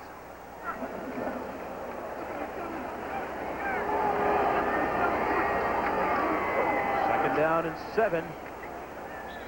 Archie out to the 39, tackled by Ingram. John Saunders has something in New York. John, what do you have? Mark, a reminder that Bull Day 94 continues, presented by Wavy Lay's Potato Chips, coming up at the bottom of the hour, 4:30 Eastern Time. On the left, that's Wisconsin quarterback Darrell Bevell. He goes up against UCLA. J.J. Stokes is the man the Badgers will have to stop. It's the Rose Bowl coming up at 4:30. Mark, back to you. All right, John, and a Happy New Year to you and yours. 6.5 minutes to play. Third down. Archie gets rocked at the 37, and a nice tackle by Raymond Austin. And Strutton, proud as a peacock, sticking his chest out, and he deserves to after that lick. I don't think there's enough time for Tennessee to come back. 6:11 left. Force Penn State to. Penn State is going to punt, so in comes V.J. Masillo. You wonder how much life is left in Tennessee. Well, you're down to 5:55 in the ball game, and you need 2 touchdowns, 2-point conversions, and a field goal to win this thing. And they really haven't shown the ability in this half to do that.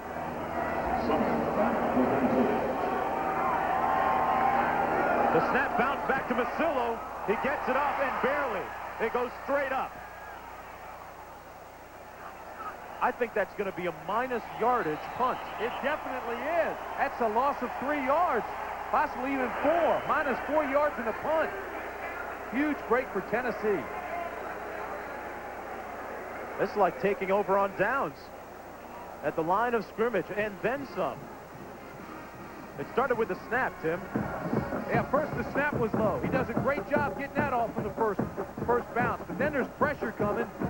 He lost his stride, knew he had to get it off a little bit quicker than normal. Look, he's looking straight up. Run it out. 5:31 to play. Officially minus 4 on the punt. That'll kill your average. Schuler passing on first down, incomplete for Faulkner. Been a tough day for their leading receiver. Coming up next year on ABC Sports, our college football bowl triple header continues. Big Ten Power Wisconsin takes on Pac-10 champ UCLA in the granddaddy of them all, the Rose Bowl, live from Pasadena. Coming up next here on ABC Sports. Here in Orlando, Mark Jones along with Tim Brandt and John Spagnola also in the house. 31-13 with 5:27 to play. Penn State leading. Schuler downfield complete, a first down and pushed out of bounds. That was his baby brother, Benji Schuler. Run out of bounds by Holmberg. Got to pick up the pace. Clock stops, 5:18 as they move the chains. Tennessee still with 2 timeouts left. What a display by Penn State, though. You know, Penn State against Michigan State in the final game, they scored 21 points. The last 21 points of that game, they scored 31 of the last 34 here today.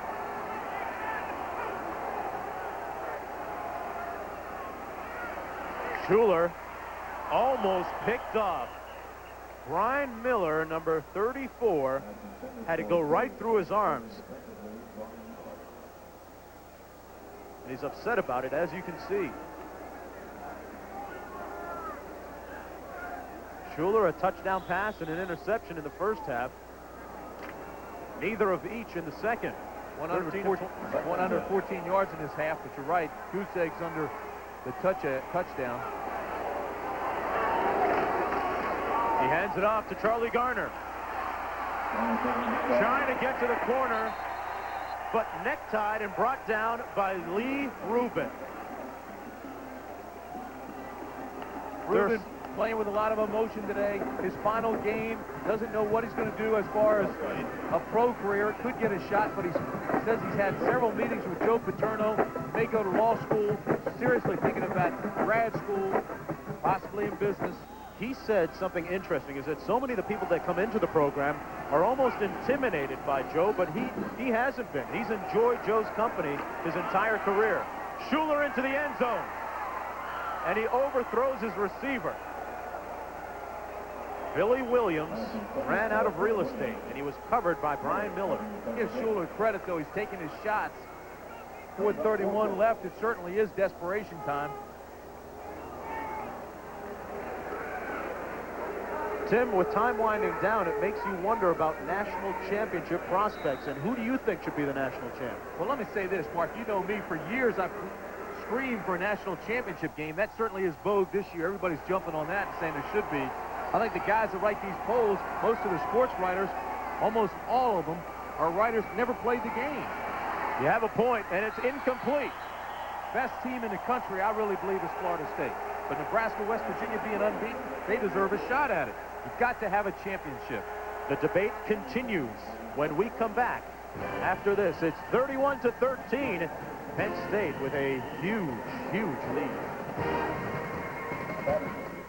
Bob, yeah, why are we in football uniforms? Well, I heard we're going to be in today's game, PC. In the commercial spot. Oh. To talk about the incredible selection. Well, CompUSA has over 5,000 computer products. At guaranteed low prices. Like IBM PS1 personal computers. Affordable and powerful with a fax modem and lots of great software. And IBM PS1 models feature the new smart energy system, so they're all energy-saving green machines. See, uniforms really weren't necessary. But the helmets are a good idea. Yeah.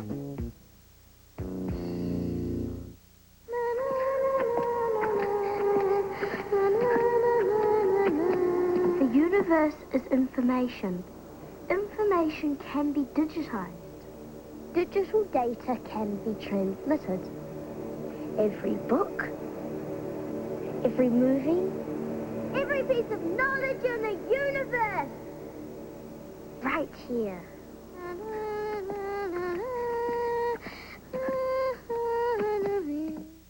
You don't think a car can change your attitude? Watch. Take this guy, give him a probe, lose the sweater, change the hair, voila. Or her. Give her an Escort GT, lose the glasses, makeover city, and bingo. Whoa, this guy needs a Ranger bad. Let's do that grunge thing, and off you go. A lot of work here. Definitely Mustang. Lose the pocket protector. Heck, lose the whole outfit. And throw that man a wave. Ford. Serious attitude adjustment. Keith Jackson out at the Rose Bowl in Pasadena, California, and a tidal wave of red and white enthusiasm has flowed from Wisconsin to root for their Badgers against the UCLA Bruins in the Rose Bowl coming up next. Now again, Mark and Tim. Tennessee being shut out here in the second half of play. Goose eggs on the scoreboard. A tough day for Craig Faulkner and the rest of the offense, especially in the second half. We have 4:26 to play.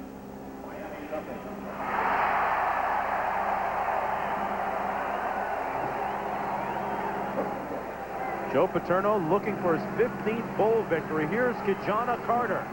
Right out of bounds near the first down marker. And after 28 years of coaching, Paterno still has a lot of energy.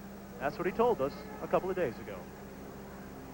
I'm excited about this football game. I think it's fun to play against a team as good as Tennessee is and where they're playing right now. And, you know, our kids are looking forward to it. So I think that keeps you. Somebody said to me, well, you know, aren't you nervous about playing? I said, look, if I were home on New Year's Day, I'd be punching the wall. You know, I don't want to be home New Year's Day. I want to be playing. I want to be coaching. I want to be involved in a game like this because it's a great challenge to us. And it's fun. I mean, anybody that thinks otherwise just doesn't understand what competition's all about. Joe Paterno, you know, Paterno mania still running wild in State College, Pennsylvania. They have life-size cardboard cutouts of Joe Pa. We saw one on the way driving over to the stadium this morning. They have Joe Paterno coffee mugs, Joe Paterno Santa Claus T-shirts, Joe Paterno golf balls, and they go straight. We had one of those when I was at Maryland.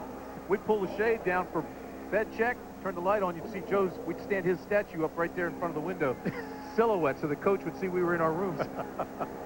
And a look at some of his achievements in his 28 seasons as head coach. 23 bowl appearances in 27 years.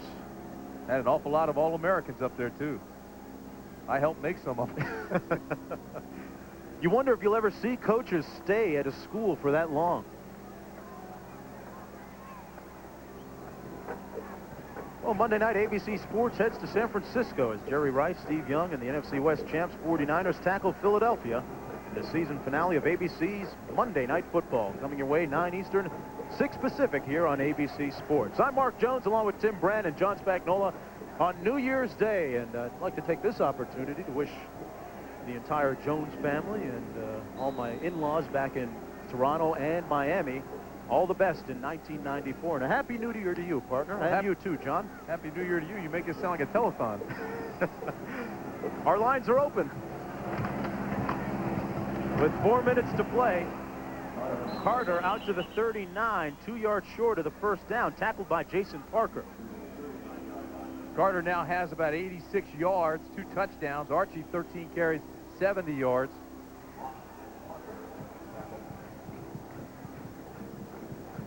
And Heath Schuler on the sidelines.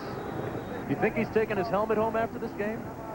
I've said it before. I will tell you this. I really am surprised at the outcome of this game. 31-13, Penn State. Who would have thunk it? And they've done it with a lot of balance. Brian Milne now with O'Neal and Carter. Full house backfield on 3rd and short. Milne right at the marker, and it appears as if, yes, he does have the first down. Joe Paterno's team coming into the game ranked 13th in the nation against number 6 Tennessee. The players told us, Penn State players, that it was like mini camp again, coming down here and working out on the 19th of December. They got pounded pretty good. They also got feisty. Joe got feisty this week. Oh, with some of the activities, his guys were on their feet too long and out in the sun too long. He stayed focused on this game the entire time. 2:54 to play. Kijana Carter. Gain of 5, tackled by Jason Parker. Don't forget, coming up next on ABC, it's the Rose Bowl, as Wisconsin makes its first Rose Bowl appearance in 31 years.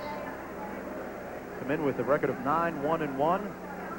UCLA at 8-3. And if you haven't seen J.J. Stokes play football, then stay tuned, because he is what I think the most talented receiver in college football today. Yeah, he's a Jerry Rice type receiver. I'm not saying he's on that level, but he certainly does remind you with the way he strides and the way he uses his hands on every pass.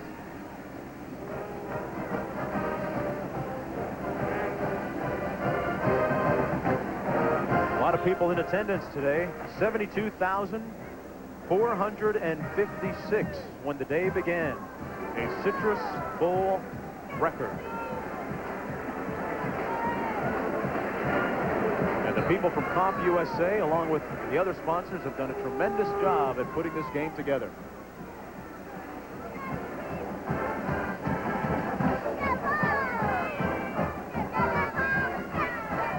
That's it. Let's go downstairs to John Spagnuolo. Thank you, Mark. You know, Tennessee played today on grass. They were going to lose this football game. But at Neyland Stadium back home, they're selling little pieces of AstroTurf. You see, Tennessee was the first college football team to use AstroTurf back in 1968. Bill Fulmer played on that field. He coached the last AstroTurf game on AstroTurf at Neyland Stadium as well. But they're tearing it up and they're selling little bits and pieces, and you might want to add this to your telethon. I think they go for something like $19.95 all the way up to $2,000. John, you're my guy. I can't believe you want to charge me that much. Hey, we'll hawk anything we can today. John, give me a piece of the end zone, will you? 3rd down and 5 as we approach 2 minutes remaining on New Year's Day in Orlando. It's going to be 3rd and 5. Penn State just trying to keep that clock running. Time has run out on Tennessee. Carter again. The senior out to midfield at the 49-yard line, and he's short of the 1st down. So Penn State's going to end 1993, the season anyway, and begin 94 on a positive note. And remember, although Kerry Collins is a senior, he has 1 year of eligibility remaining. The underdog is going to win this one. How does that bode for the rest of the day? I'd like to be Nebraska and a couple touchdown underdog.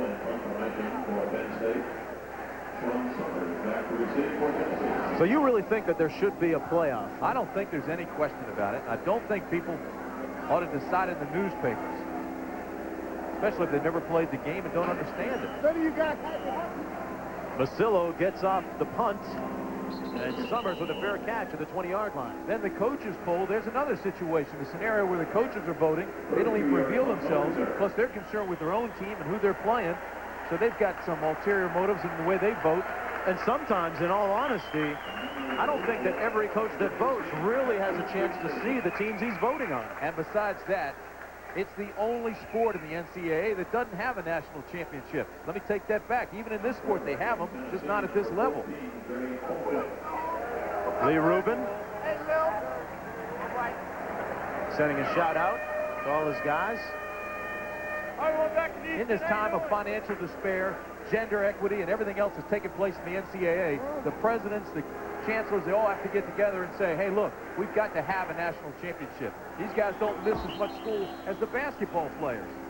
We have a new quarterback in now for Tennessee, Jerry Colquitt. He's a 6'4", 194-pound senior. Pardon me, he's a junior.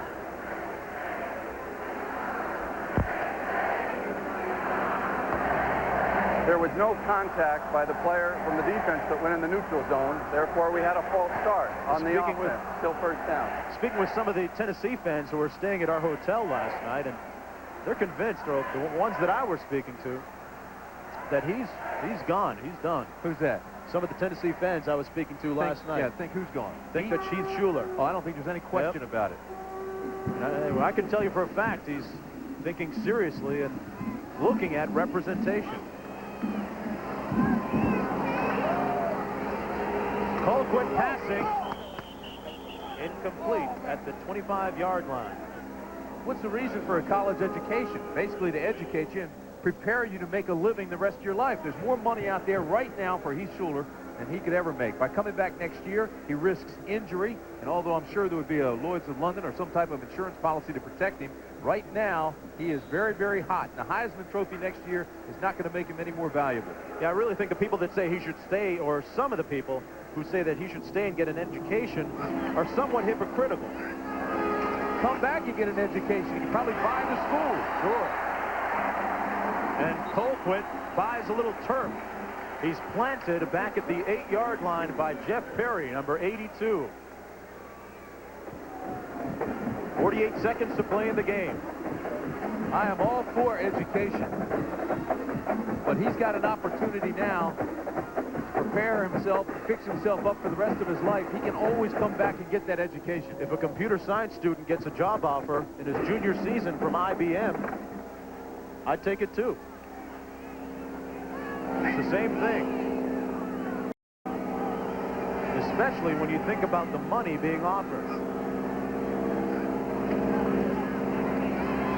On the out pattern, complete to Joey Kent.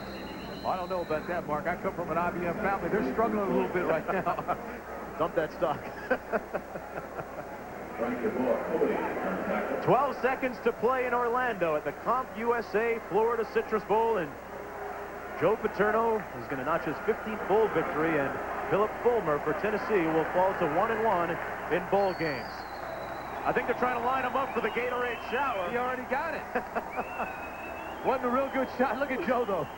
Joe says, I'll get you. Hey, Joe may be in his upper 60s, but he doesn't forget.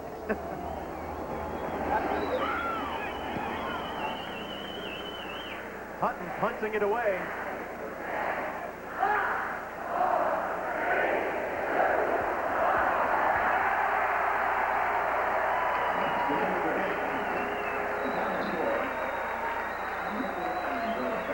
The Penn State Nittany Lions win it 31-13 in this year's edition of the CompUSA Florida Citrus Bowl.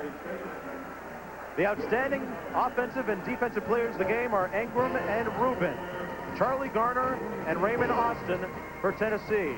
The next bowl game you'll see on ABC, UCLA against number 9 Wisconsin. For Tim Brent and John Spagnola, I'm Mark Jones. Peace and all the best in 1994.